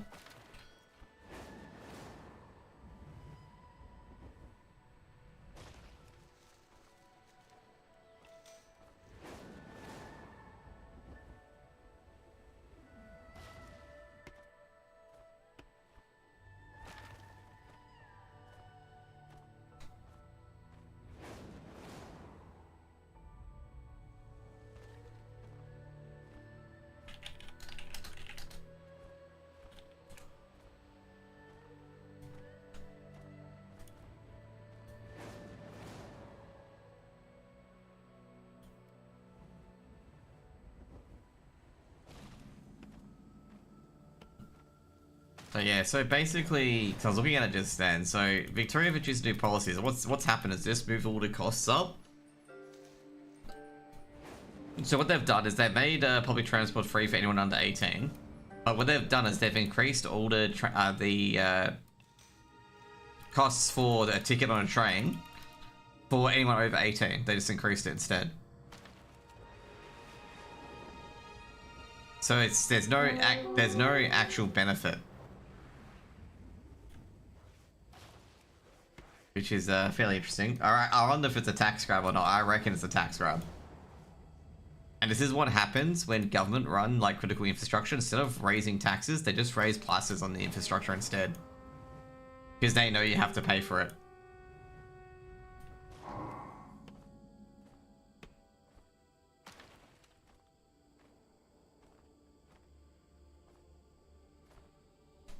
Like, we've had this sort of stuff before, where they, where a government, like, instead of, like, you know, raising taxes, they just increase the prices of, let's say, electricity. Because in Australia, in WA, electricity is nationalised.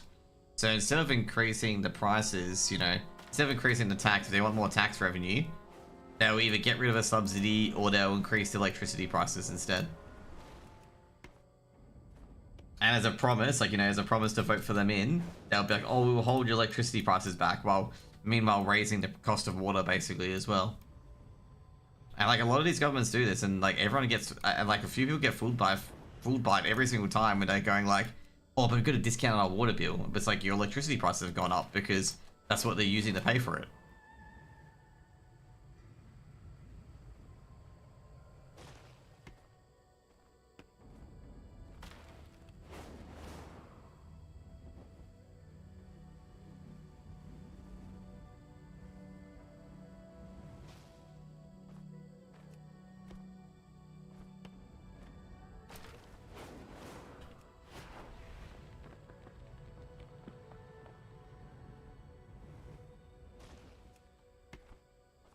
To be fair, with that sort of policy that they're using in Victoria, it's just single people getting the arse again. Like, basically anyone who's a couple or anything like that, you know, their kid will enjoy free transport, but anyone who's single and doesn't have kids, they don't get any benefit, they pay more.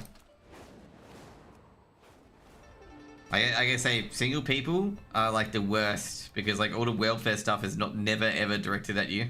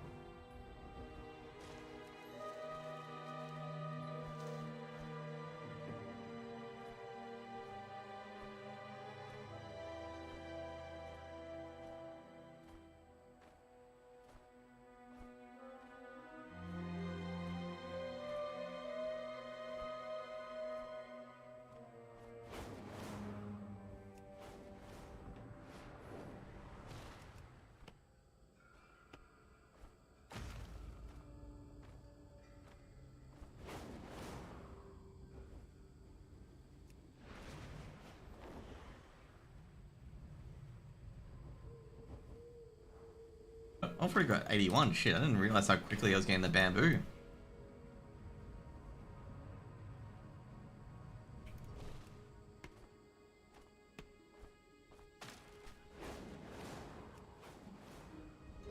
This will be like the halfway point, by the way, if we get all this pretty quickly once this is done. And I think I gotta agree with the people saying it's gonna take hours. They're right, it does take hours.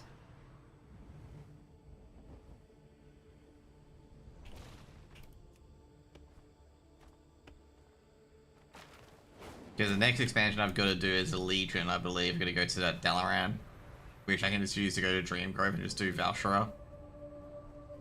And then BFA, and then Shadowlands. And then Dragonflight. And then Dunsky.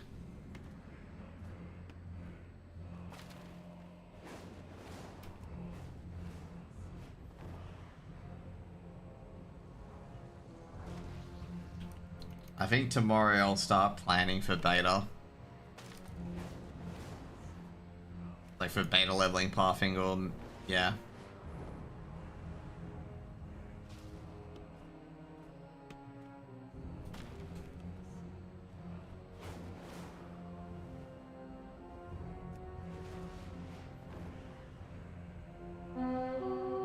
Zandalari War Scout, okay, that's right. This guy gives rep and mounts.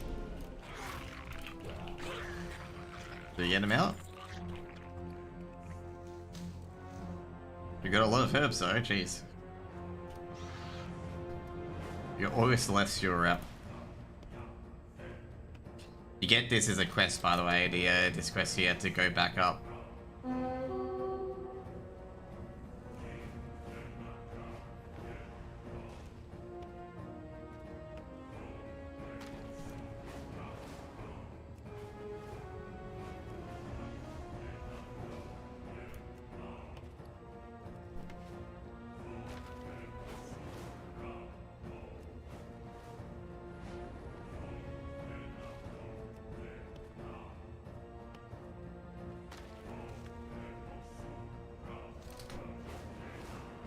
There we go.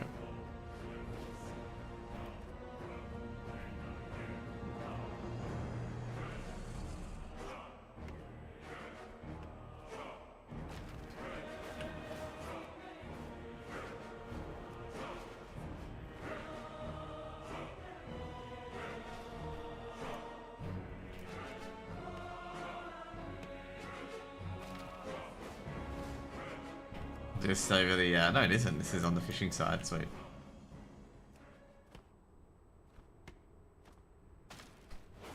Actually got a really good RNG in the last few ones.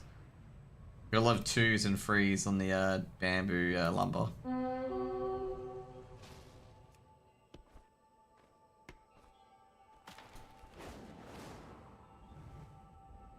Which is relatively good.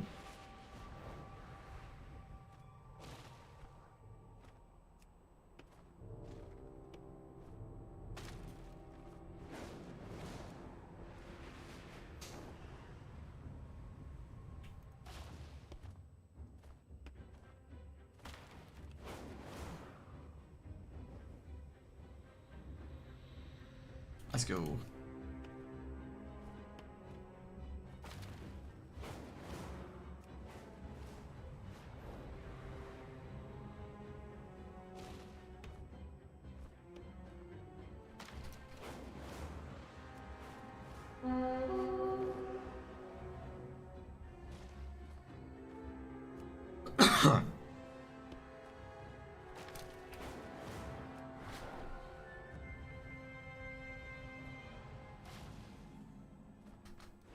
Okay, I got a thing here, right? There we go.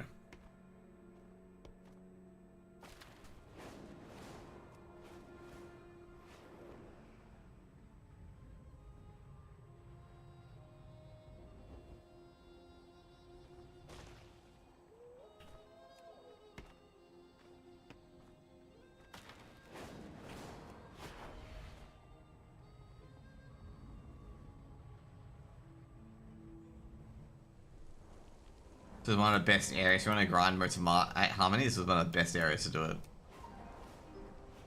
Because all the spawns had a big chance to drop it.